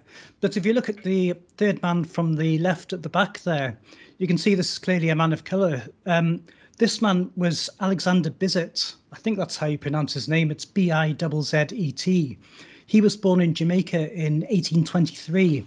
And we know that his father was a coffee planter, for which we can read Slaver, who was from Caldercrooks, while his mother was a woman of colour and may have been a slave.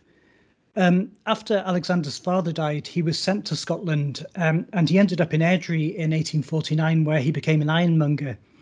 There are photographs of him in the archives collection, and they also hold the book of the Rob Roy Club as well. So perhaps we can find out more about about this man, but that's just an idea. It's really important to consider just how much migration there's been in North Lanarkshire and out of North Lanarkshire in the 1800s and 1900s, and our population reflects that. We're not a static community by any means. Next slide, please. So then we move on to the landed estates, the people who made absolute fortunes from slavery. The main source that we've got for information on the slave owners from Lanarkshire is the University College London website, Legacies of British Slavery. If you haven't come across this website before, I'd really strongly recommend that you have a look at it. It's an attempt to really kind of follow the money and work out where the money came from slavery, where it went, and particularly the compensation which was awarded in 1833-34 to slave owners, because as we know, when slavery was abolished, it was the slave owners who were compensated, not the enslaved people. So you can see here, this is a little shot of the first Ordnance Survey map of Airdrie, and you can see Airdrie House there. That's where Monklands General Hospital is now. And you can also see Aitchison Street highlighted as well. So the Aitchison family were slave owners from Roxalloch House, which was nearby. They acquired Airdrie House in 1769, and they owned plantations on Grenada. John had promoted a bill in Parliament to make Airdrie a borough, and his daughter Christian married William Alexander, who lived in Virginia and Kentucky. We don't know quite what he did there, but we do know that his son, who was Chief Baron to the Exchequer from 18, was awarded £27,000 for enslaved people on Grenada when the abolition came along. So clearly they were all involved in the slave trade, and £27,000, we're talking millions in today's money. We have objects relating to the Buchanans of Drumpellier, another of the big slave owners that Sir Jeff mentioned earlier. But for example, we've got an iron gate in the museum at Summerlee that you can see, but it's not presented with any story of where the money came from. It's presented as an example of ornamental ironwork. So we need to think about how we present these items as well. Next slide, please. Really, the biggest link we have to slavery, I would argue, is through the cotton trade in terms of the numbers of people involved. The last quarter of the 1700s and the early 1800s were boom time for the cotton trade, and Glasgow was a real centre. The cotton came in from the United States primarily into Glasgow. It was picked by enslaved people and processed by them, and was then shipped out to Glasgow, where it was spun in large mills in and around. And until mechanised weaving took place, the spun cotton was woven by handloom weavers. And we have three big centres of handloom weaving in North Lanarkshire. So we have Airdrie, we have Kilsyth and Cumbernauld. And these were really important places, and people could make quite large sums of money through handloom weaving, even before cotton came along, because the area was already well established as a linen weaving centre. So there was a cotton mill as well in Airdrie from the 1830s, and we know it spun cotton from the United States. It was hit quite badly by the American Civil War, but it did continue after slavery ended as well. Next slide, please. And perhaps a more difficult thread to follow is where the money went. We know that in the mid-19th century, this area became a real centre for heavy industry.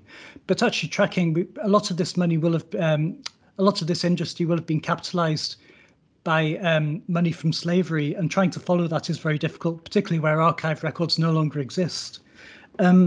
But an example here you can see in the pictures is Shotts Ironworks, which is Lanarkshire's second pig ironworks, which opened in 1802. It was taken over in 1810 by a consortium, which included one William Hamilton, who made his fortune from slave labour in the West Indies. And another partner was Hugh Bogle of Calderbank. You probably heard Sir Jeff mentioning the name Bogle earlier. Shots gives us another example of these colonial links as well, as it exported castings and machinery to the sugar-producing islands of the Caribbean. So again, there's another link there. We're not able to quantify any of this. And there are wider links through North Lanarkshire's firms exporting everything from machine tools to railway rolling stock, buildings and bridges. Some of these colonial links were also reflected in Lanarkshire's first museum as well, Airdrie Museum, which was basically a traditional sort of Victorian cabinet of curiosities, presenting artifacts from around the world as curiosities, basically as unusual, freakish things even maybe, with very little context. So we've inherited quite a lot of these objects from the Airdrie Museum. A lot were lost as well, but what we now have to do is try and make sense of them, particularly where no one made any effort to actually record exactly where these items came from or who used them. And next slide, please. Lastly, then, we need to do a lot more research, particularly I was talking about whether we can follow the capital. More information might be brought to light by deeper research into, for example, the Buchanan Estate papers, which lie with North Lanarkshire Archives. Our collections also need to represent old communities as well. And in particular, I don't think there are any Black voices at all in our oral history collection, which comprises several hundred hours worth of recordings. We also need to consider who we should be telling the story as well. Museums are not a diverse group of people, as you can probably imagine, nor are archives. So how can we bring people in to tell these stories? And I'd certainly invite anyone who's interested to contact us with a view to exploring that. We also want to bring in more diverse viewpoints as well. You really should treat museums like books. Always consider who's telling the story and what the context is. But please do take a look at our website, cultureandlmuseums.co.uk. This is open to anyone who wants to contribute, and please feel free to follow us on Twitter as well and start a conversation on there. Thank you very much. Thank you very much, Justin. We appreciate that contribution. It's starting to give context to North Lanarkshire's relationship with transatlantic slave trade and colonialism. Moving on now to education. Gerard Mclaughlin is the head of education, and he's going to tell us about the work that we're doing with schools, with young people and those who teach them. Thank you, Chair. Good morning, conference.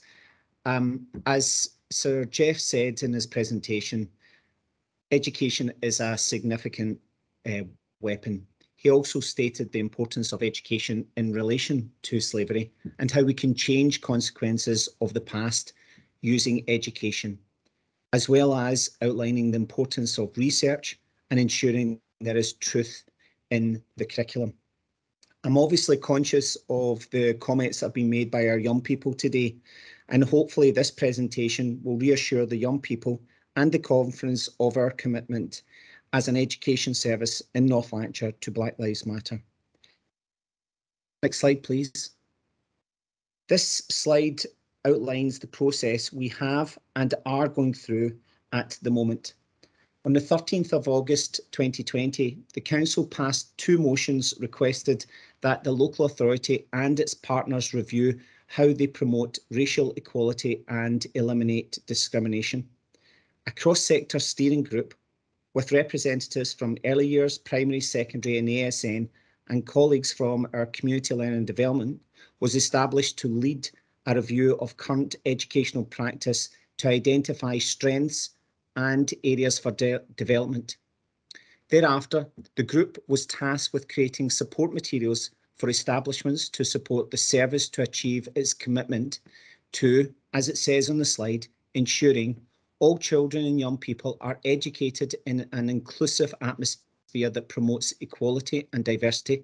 Staff, pupils and parents are treated equally and with respect, and that any form of discrimination should and will be challenged.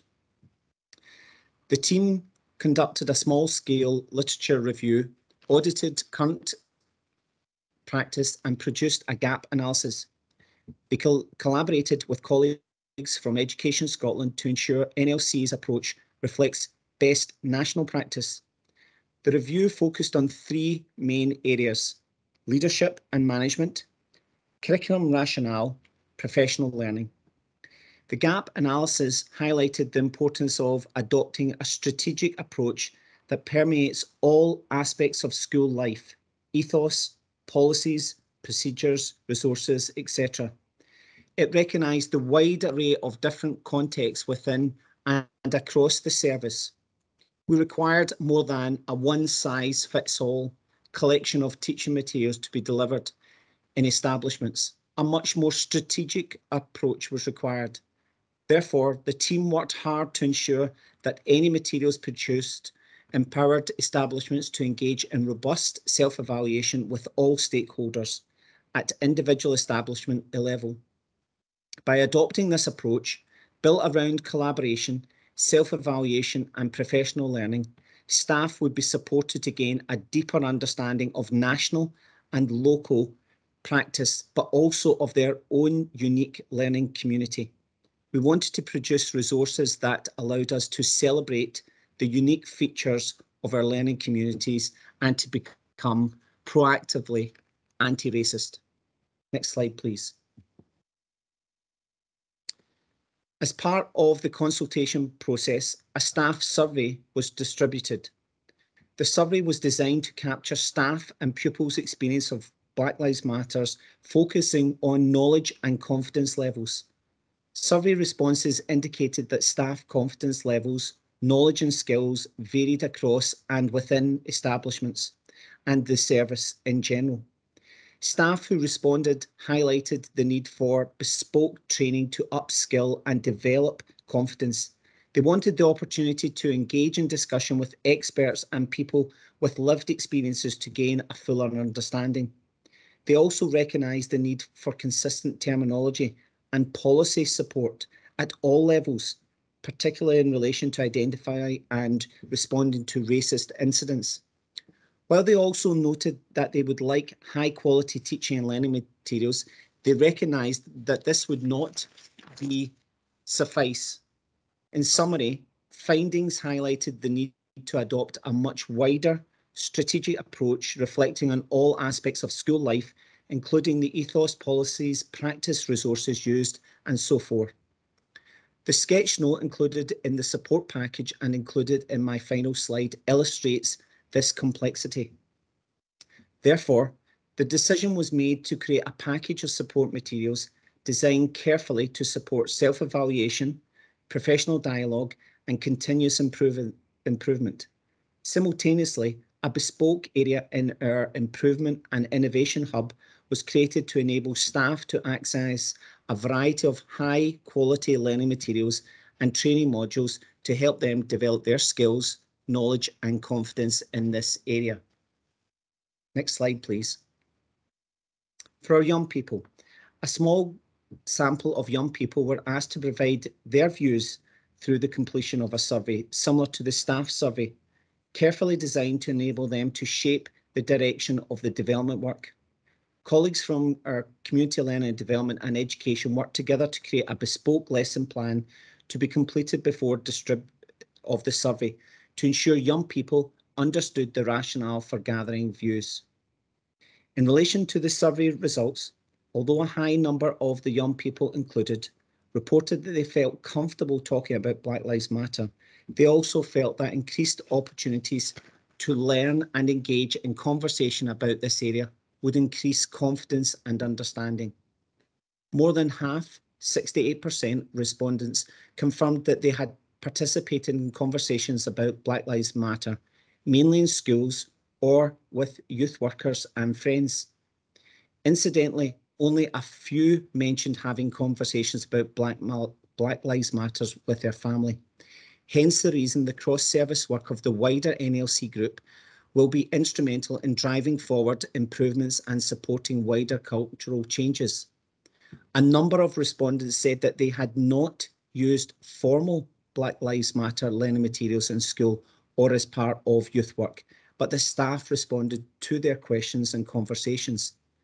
Interestingly, similar themes emerged from the young people and staff responses, including the need to have more input from young people with lived experiences, and to create an ethos where people feel confident to engage in more open and honest conversation. By seeking and using the feedback from staff and young people and linking this to the current policy development work, we could ensure that the support materials produced were relevant and responsive, meeting the needs of staff and pupils. Next slide, please. Reflective practice. As you can see from this slide, the material produced encouraged reflection and professional discussion to support continuous improvement. They are designed to be used with staff groups. Challenge questions were created and organised under three main themes from How Good Is Our School 4, the main self-evaluation tool used in education. This approach supports staff and pupils to reflect on all aspects of school life using a familiar self-evaluation framework. It challenges staff to reflect on their unconscious bias and to ensure that their expectations in relation to equality, diversity, and anti-racism are explicit and reflected in words, actions, and processes. This holistic approach is summarised in the sketch note shown on the next slide. The group are currently creating corresponding questions that can be used by young people. It is only by reflecting on all aspects of school life that we will truly be able to meet our aim to ensure all children and young people are educated in an inclusive atmosphere that promotes equality and diversity, and that staff, pupils and parents will be treated equally with respect that any form of discrimination will be challenged. We believe that the structure of the package of support materials produced, underpinned by our bespoke professional learning offer, will afford establishments the opportunity to respond to the diverse needs of their individual learners and to celebrate the uniqueness of their learning communities, whilst ensuring a continuity of processes across all establishments. This package will be distributed to all this session in June 2022. Moving forward, we will seek the views of parents and carers and partners to further improve and adapt materials to ensure best practice. We will signpost staff to relevant professional learning experiences and reading materials, including Education Scotland's Promoting Race Equality, a resource for education practitioners, to ensure NLC continue to reflect on best national practice. Essential training on areas like the recording of racist incidents will be embedded into the leadership programmes to ensure our future leaders fully appreciate the integral importance of NLC's commitment to inclusion, equality and diversity, and the promotion of anti-racist education. Conference, I would like to thank you for listening to my presentation today, and hopefully you'll be reassured of North Lanarkshire's Education Services commitment to Black Lives Matter. Thank you, Chair. Thank you very much, Gerard. And I have to say, the education members of the working group were always coming back with an updated action plan. They were tasked with much and they delivered a lot. So congratulations to you and your team too. Now I'd like to come to Fiona Whittaker, the Head of People and Organisational Development, who will tell us about what we've been doing to support and develop our workforce in North Lanarkshire Council. Hi Fiona, over to you. Hi, thank you, Chair, and good afternoon to everyone on the call. I'm going to talk about what we are doing to support the work of the Black Lives Matter Working Group, with a particular focus on the employment and progression of BAME staff across North Lanarkshire. I know this is an area that will be of great interest to people on the conference, not least of all our young people. Before I go on to the detail of that, I also want to stress that it's very important for the Council to play an exemplar role in this. The Council employs around 15,000 employees, and as such a large public sector employer in North Lanarkshire, it's very important that we are able to play a strong part in improving the employment prospects of our BAME community. So in summary, we've got to be a strong leader and a strong exemplar in this work, and that needs to start with a focus on ourselves as an employer. Historically, the Council has always had a strong commitment to the BAME community, But what I'm going to cover now is firstly an honest view of where we are as an employer. I think it's important to stress that we need to be honest with ourselves in this work. But I'll also share with you the work that has come from our Black Lives Matter working group, which underpins a very firm commitment and a plan about what more we can do to improve our support for the employment and progression of BAME employees. So if we move on to slide 1, please. So in this slide, you will see that with the recent support and focus of our member officer working group, we have set out to undertake a deeper analysis of our BAME employer profile. And that's to help us better understand our current position and identify where we need to improve, not only in terms of the numbers of BAME staff that we employ, but also, very importantly, to hear the lived experiences of those BAME staff who currently work for us. Firstly, you'll see that the current BAME employees make up 0.6 or 0.6% of our employment profile. Now that sits alongside a resident profile of 2.3%. So clearly there's an opportunity for us to focus on where we can actually improve that profile. So at the very least, our own employment profile for BAME should match that profile of our residents. So very clearly that's an area where we need to focus on going forward. You'll also see from this slide that in both recruitment and progression to senior levels within the council, there's significantly more we can do. And that's about recruitment support, that's about progression support, and you'll see some of the feedback from our own staff later that helps us shape how we focus on that and how we change that dynamic. We move on to slide 2, please. So all of this then begs the obvious question, and a number of people have put that in the chat bar, what are we doing as a council? What is the action that sits around this? And before I move on to that detail, I just want to make reference to the Mcgregor-Smith report, which was commissioned by the UK government in 2017 to specifically address gaps in BAME recruitment and progression across all employers in the UK. What's very important about this report is that it was intended as a wake-up call to all employers in terms of backing up many of their public commitments to the BAME agenda with actual change and action. The report itself is backed up by solid research into the primary barriers to recruitment and progression for BAME employees and organisations, and crucially, it sets out a clear roadmap of actions for employers with the intent of driving sustained positive action. It was also fundamental to the establishment of the Race at Work Charter, which I will talk about in the next slides. Okay, if we move on to slide 3, please. Okay, moving on to this slide, I then want to explicitly talk about the action the Council has already taken to improve its position on BAME recruitment. And you'll see that the Race at Work Charter is something that we have now signed up to now. What's important about that is we are the first Scottish local authority to do so. And the Charter is very much underpinned by a set of 7 commitments. So signing up to that signs us up as a council to deliver on those commitments, which is critical to support this work going forward. You'll also see that we've recently completed a full survey. You heard my colleague Gerard Mclaughlin outline that we've completed a full survey of the lived experiences of our own BAME employees, and I'll share some of that in the slides going forward. I also want to highlight that we're driving positive changes in our recruitment practices, where again, we're the first local authority to have created an entirely anonymous recruitment application and shortlisting as part of a wider campaign to address unconscious bias in our recruiting processes. This has involved working directly with COSLA at a national level to make changes to the current My Job Scotland recruitment platform. If you move on to slide 4, please.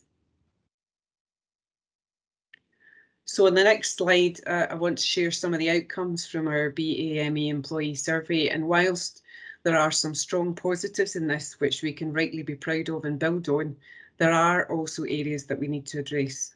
Firstly, it's very positive for us that BAME employees who have joined the council have stayed with us, and more importantly, that they are satisfied with their work and that they feel they are valued members of their teams. This means that on the whole, the council has a positive and supported culture where BAME employees can thrive and, more importantly, make a real contribution to the wider work of the council within our communities. Less positively, it's clear that some of our BAME employees have experienced racist behaviour, both at work and whilst delivering services in our communities. None of these are clearly acceptable at any level. And additionally, many are not, or many BAME employees are not applying for promoted posts when they arise. And in both of these areas, we need to dig deeper into the reasons for this and provide support and encouragement to change this position. We move on to slide 5, please. On this slide, I want to highlight that there is a strong underpinning commitment to the BAME agenda within our trade unions, whether it be through the Scottish Trade Union Congress or indeed our teacher trade unions. The Council has a strong ethos of partnership with our trade unions, and we need to better harness their support. They are instrumental, and I think have a very instrumental role to play going forward, both in terms of holding us to account on the commitments that we've already made, but probably more importantly, supporting us to build a deeper trust and engagement with our BAME employees as we seek to improve our position going forward. We move on to slide 6. So finally, and most importantly, I want to outline how the Council, on this slide, I want to outline how the Council intends to ensure sustained positive action in taking our commitments forward under the Race at Work Charter. These include the appointment of an executive sponsor for race, which you will see is very important to our BAM employees, certainly one they called out very specifically within the survey and the response to the survey. And also included in there then are other key important actions such as further engagement with our current BME employees to give them a role in shaping this work, the creation of promotion pathways and mentoring to support and encourage them to apply for promoted positions, and specific targeting to drive a change in BAME representation in critical workforce areas such as teaching, where there is significant ongoing recruitment opportunity. And this would enable us to change our current profile and create a stronger cadre of BAME teachers who can inspire our young people, and as linked to my colleague's previous presentation, obviously critical then to support that wider education thrust around the BAME agenda. Thank you. Thank you very much, Fiona, for just demonstrating and articulating the huge amount of work that's been done in NLC, the employer, and indeed NLC, the community leader. Let's lead by example, as you have said. Delighted to introduce Audrey Cameron, who's been a leading light in equalities in North Lanarkshire for a long time, who'll talk about our BAME research and the way that we've engaged with the University of West Scotland, and Mohammed Ishaq will also join her. Audrey, over to you. Thanks very much indeed, Heather. So hello everyone. I'm going to talk today about the ongoing research the Council has been undertaking to explore the lived experiences and future needs of North Lanarkshire's Black, Asian and other minority ethnic people. So in 2019, the Council's fourth equality strategy for the years 2019 to 2024 identified and set out 5 key objectives for success in bringing about equality. And 3 of these objectives highlighted in this slide are particularly relevant to this work: to know and understand our communities, to involve our communities effectively, and to ensure our services are responsive to different needs and treat users with dignity and respect. The information about North Lanarkshire's minority ethnic communities mostly comes from the 2011 census. And since the last census, ethnic diversity within North Lanarkshire has grown. We've welcomed refugees from Syria who have now lived here for more than 6 years now. And most recently, people have come to settle from Afghanistan. There's never been an undertaking to comprehensively examine the lived experience of North Lanarkshire's BAME communities. Can we move on to the next slide, please? Thanks. So in February 2020, a planning group formed to look at developing an approach to carrying out a piece of research.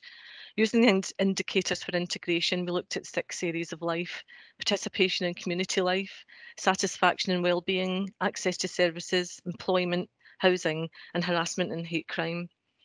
As a realisation of the disproportionate effect the COVID-19 pandemic was having on Black and minority ethnic people, COVID-19 became the 7th area of focus. As Black, Asian and minority ethnic people are not an homogenous group, it was imperative to capture within the research the diversity of the people and how their experiences differ. For example, Muslim women may have an entirely different experience of accessing services to that of Polish women, and Chinese men different to Syrian men. So the survey also asked questions about people's ethnicity and other characteristics, age, sex, religion, refugee status, etc., so as we could analyse the difference. The pandemic also changed the way we want to carry out the research, from using both survey and face-to-face work to an entirely virtual approach via an online survey. Early on, we knew that key to the integrity and success of the survey was to involve the communities we wanted to engage with at the earliest opportunity. And once we were satisfied with the questions, with the survey translated into 6 languages: Urdu, Polish, Punjabi, traditional Chinese, Arabic and Swahili. And the translated surveys were then tested with the different language communities for accuracy, relevance, flow and any gaps that they felt that we needed to fill. The live survey was then promoted through the BAME community networks and social media via a video campaign involving our good host, Councillor Branning McVeigh, and people from the different BAME communities. The survey was open for 8 weeks from December 2020 until mid-February 2021 and received 314 responses. Can move on, please, to next slide. So undertaking the survey brought challenges. COVID-19 had been with us for almost a year, and some of the networks for people were broken. Venues were closed, including places of worship like mosques and community centres. And this is aside, some of the key people in different communities were experiencing the direct impact of COVID in their own lives. Digital skills and exclusion are a real issue for some communities. An example is that while we translated the survey into Urdu, some of those Urdu speakers didn't have Urdu keyboards to respond, and paper surveys, which could have helped, were also not an option at this time. To meet the needs of some, we had to switch to an online focus group via Zoom. So there was a big learning curve throughout the whole of the undertaking of the research. Not all people in our BAME communities are linked up with others, so we were limited in our reach via online promotion, and all of those factors contribute to some communities of identity and place being underrepresented in responses. So we had lower responses from Asian, Pakistani, Chinese and Indian communities, responses from the Northern Corridor and Kilsyth areas of North Lanarkshire, and responses from the Congolese refugee community, and responses from males. So move on to slide 4, please. So some of the key findings were not a surprise and merely confirmed things. Language barriers are common to all ethnic groups having difficulty in accessing services. Polish people are the most able to hold a simple conversation in English, and Chinese people are the least able at 29%. Many of our BAME community members who came to settle in Scotland in the 50s, 60s and 70s are now older, and their needs require to be understood. Older Muslim women at the focus group discussion expressed great concern that their needs will not be met should they require personal care, home support, etc. Many don't have close family at hand to provide such care. We need to also understand the cultural, social and isolation aspects of ageing for some of our BAME communities, and a clearer understanding will allow us to better plan for the future. Like many public services and local authorities, there's a major shift to providing access to services online. We know that there's a digital skills shortage in some of our BAME communities, and phase 1 of the survey picked this up. A further exploration of this will help us put in place measures to reduce digital exclusion and increase skills. We knew from the results of the last census that the unemployment rate in North Lanarkshire is disproportionately high for Black and Asian people. Unemployment is the lowest for white Polish people and highest for Black males and South Asian females. In contrast, self-employment rates are disproportionately higher at 21% of Black and minority ethnic people compared to 8% of white people. There are 736 Black and minority ethnic people who are small employers, and that's 10% the total Black minority ethnic working age population. In comparison, 66% of the total white population are small employers. The results from the phase 1 survey only confirmed that the situation hasn't changed. Participation in community life, satisfaction in well-being and harassment and hate crime tell us that there are too many experiencing hostility, and for many respondents they feel their culture is not acknowledged or celebrated enough in their community. With all this, we took the decision that we needed to dig deeper in relation to some of the findings, and we've brought on board the University of the West of Scotland to continue this work. I'd like to now hand over to Mohammed Ishaq from the University of the West of Scotland, who'll let you know more about the plans and aims of this research for phase 2. So thank you. Thank you very much, Audrey. Yes, my name is Dr. Mohammed Ishaq, and I work at the University of West of Scotland. So I've been asked to undertake, some commissioned research here by North Lanarkshire Council, really to explore the lived experience of and future needs of North Lanarkshire's BAME communities. Given the inequalities that the Black Lives Movement, both nationally and internationally, has highlighted over the past couple of years, I think it's vital that the different groups in North Lanarkshire are able to have a voice in shaping North Lanarkshire Council's future plans for service delivery, given some of the issues that we've already talked about today. So this research will effectively represent phase 2 of the areas that emerged from phase 1, which Audrey's just talked about. So the focus is really going to be on the issue of ageing population among certain BAME communities, and particularly in terms of how their care and personal needs will be met. Also focus on digital skills and inclusion, digital literacy, access to IT equipment that can allow people to fully participate in their important aspects of their life, employment and skills, community cohesion and integration. So the plan going ahead is over the next couple of months to carry out a series of focus groups to allow BAME communities in North Lanarkshire to have a say and a voice in shaping North Lanarkshire Council's agenda for service delivery. So if anyone here today belongs to any of the BAME communities in North Lanarkshire Council and would like to take part in the focus groups, or know someone who would be interested, then please feel free to put in the chat box your email address and or phone number, and I'll certainly be in touch regarding that. So we're particularly targeting the kind of largest BAME communities in North Lanarkshire area. So it'll include this Syrian refugee community, the Congolese community, other communities from African backgrounds, Black Caribbean community, Polish community, Chinese and the Indian subcontinent. So as I said, the process is already underway, hoping to organise these focus groups over the coming weeks and to take place over the next 4 to 6 weeks.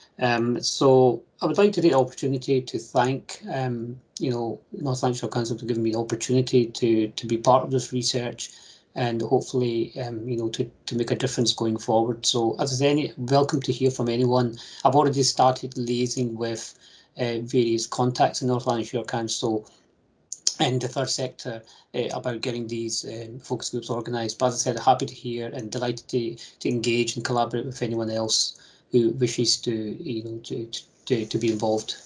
Thank you for that.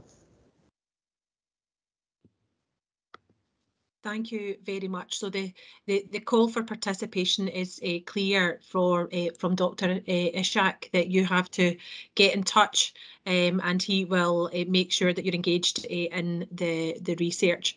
So thank you very much for that. Dr. Ishaq, is there anything further in your presentation? No? No, that's it. I believe you only had a few minutes, so I wanted to be as short as possible. No problem at all. Great. Thank you. Thank you very much. Right, colleagues, now it's time for you, colleagues, I'm so used to speaking at council meetings, my apologies, friends, community members, neighbours. Now we'd like to move on to the discussion groups. You will be automatically popped into a discussion group, and you will automatically pop back into the main room when we have our time, when our time is over. We've got 2 challenges over the next 30 minutes, and before we get to conference end. So Sir Jeff spoke about his views using plaques to tell history of people connected to the slave trade, but rather than rename buildings or remove statues. What's your views on that? That's one of the thoughts you may wish to consider. What more can we do to create supportive allies, challenging the bystander effect in our own communities, organisations, schools and workplaces? So that's just a couple of thoughts for you as you enter into the discussion groups. So if you could, Erin, if you could make everybody ping off to the discussion groups, I'll see you on your return. Welcome back, everyone. I feel like a hypnotist even. I'm saying to everyone, you're back in the room. So I'm sure my age probably saying that as well. So thank you very much, everyone, for your discussions and your participation in the discussion groups. I look forward to hearing about the discussion on that. So we've got a few things left to do before we move on. So can I just remind you to put your cameras off if you have them on, and to put your microphones on mute if you have them on, and we'll go on. So I've got to put you now, I've got to put some questions to you. I promised earlier on I would ask you the questions again, so you will find these in the chat room. Let's chat bar. So I promised I would ask you these questions again. How would you rate your understanding now of why Black Lives Matter? So Elaine's just going to pop that in the chat bar. So your options are: I fully understand why Black Lives Matter, I have some understanding, I'm not sure, I think all lives matter.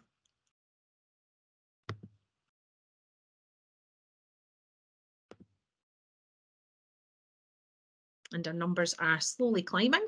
Thank you very much for that, everyone. Just remember to hit the submit vote tab to make sure it comes through to us. 77. Last few moments.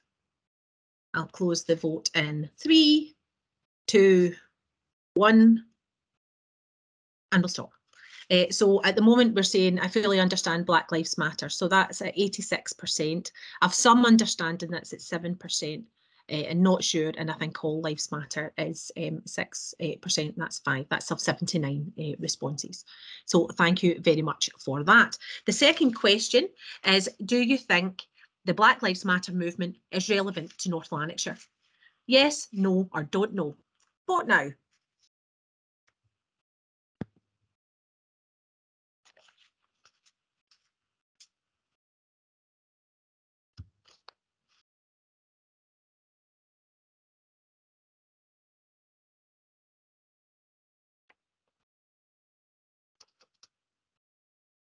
Last push. Any final responses? I think we got to 81 on the first question. 82 now. So 96% are saying yes, 2 are saying no, and 1% is saying don't know. So thanks for that. So I think there has been a little shift in the voting there. So we'll have a look at that. We wanted to give the opportunity in advance of closing the conference to allow some of our prior speakers to reflect on what they've heard today to help us draw the conference to a close. So Sir Jeff, I would like to come to you, please, if I can, if you have any final thoughts that you want to share about what you've heard today, whether it be words of encouragement for what we do going forward, or indeed any work that you think we need to prioritise. So Sir Jeff, are you still around on the call?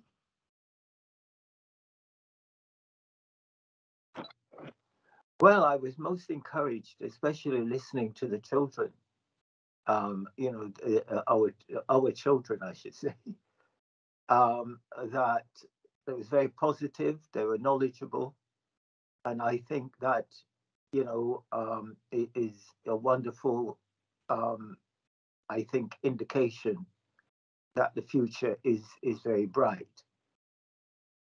I also listened to the various speeches that were given, and was most encouraged by them. And I think that finally, you know, what North Lanarkshire is doing is very, very important, and it's obviously they are the council is indeed a leader in this area, which, if in fact what you're doing is successful, others will follow, and therefore I support it, because we need leaders, good leaders, and that's what I think you are in this area. And thank you very much for what you're doing. Sincere thanks to you, Sir Jeff, for those kind comments about the work that we're doing here in North Lanarkshire, but also for your contribution. I'm sure you'll see from the chat bar of the conference the way in which your words have moved and inspired our conference participants, and I thank you for your contribution with us today. Thank you very much. I would like to give our co-chairs the opportunity, on behalf of the Black Lives Matter working group, the opportunity to talk about the conference and the way forward, and indeed the commitment to continue the work perhaps So, Sir Jeff, if I could ask you to pop your mic on mute again, please, and can I come to Councillor Kelly and Councillor Ashraf?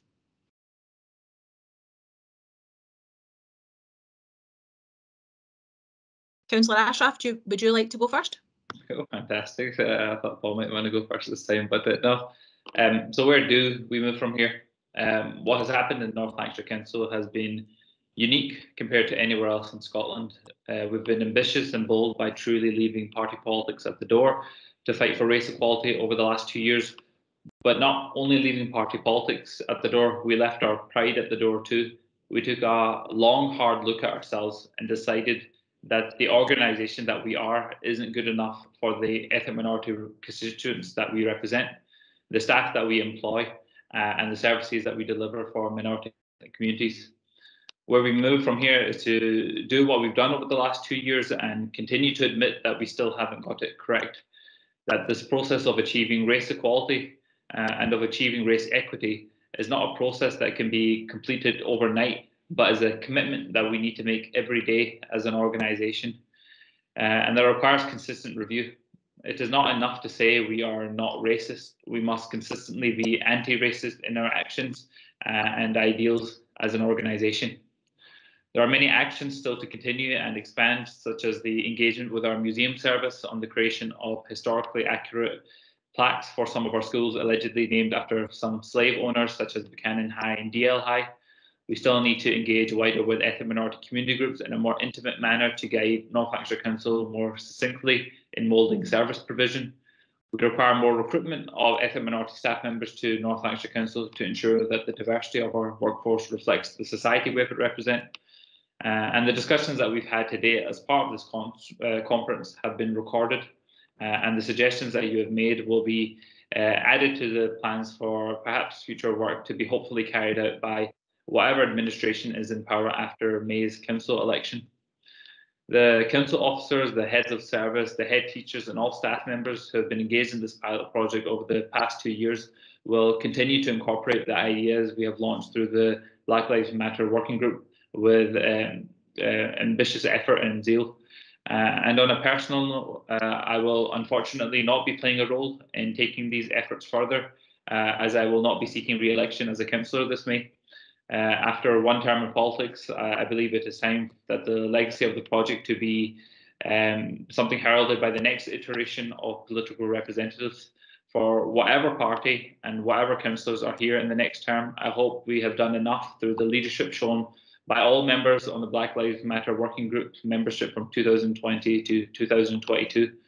I believe we've done just enough to scratch the surface with over 20 action points we were able to pursue over the past 18 months to create a base layer foundation with the best of intention to ensure that every person in North Lanarkshire is supported and treated equally within our local authority.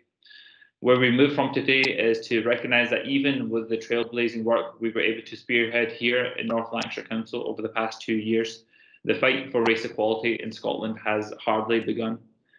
It has been the utmost joy, pleasure and honour of my life to have played a small role in the actions we have achieved over the past 2 years. And I want to finish by thanking all the people involved, all the heads of services, all the people mentioned before, and the councillors, but especially my co-chair, Paul Kelly, who has been the strongest ally I could have asked for embarking on this ambitious work. And thank you for everyone here today for attending.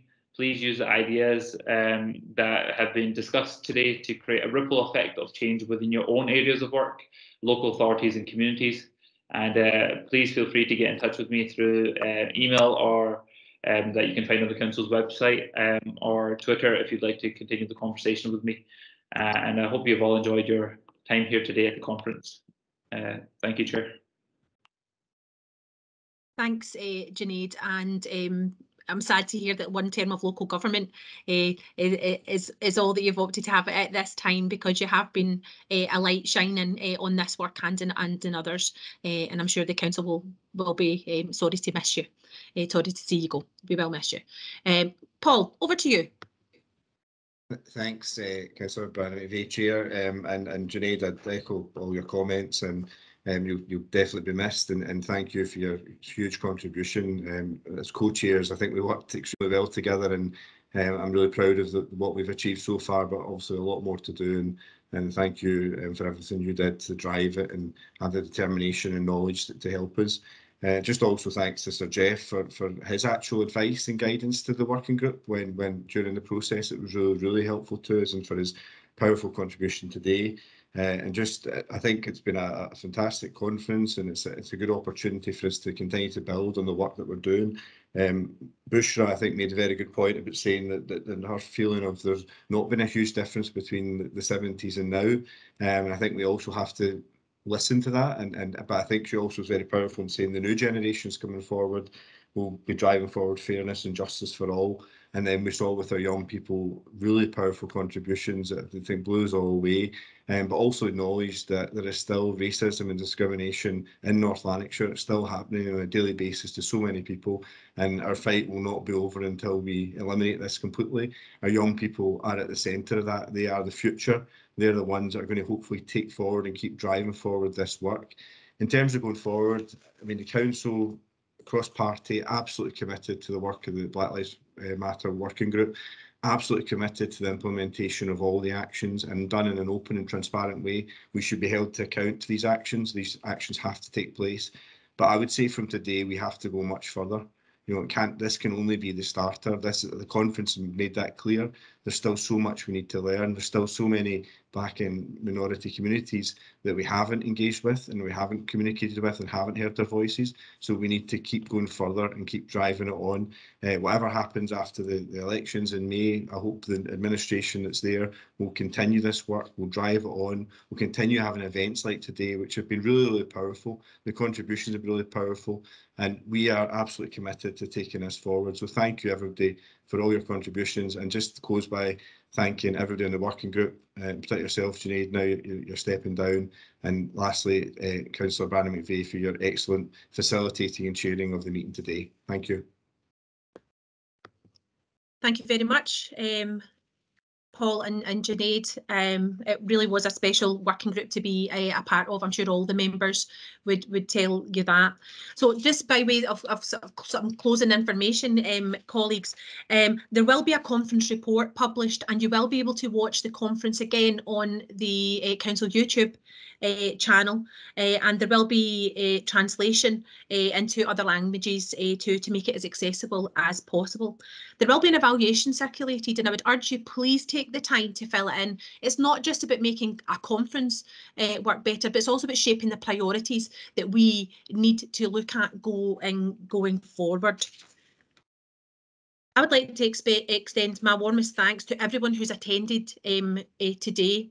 I'm grateful for all the contributions made by our exceptional slate of speakers, to Sir Jeff, to Bushra, to Layla, TJ, the young people of North Lanarkshire and their video, and of course my councillor colleagues, Councillor Ashraf and Councillor Kelly.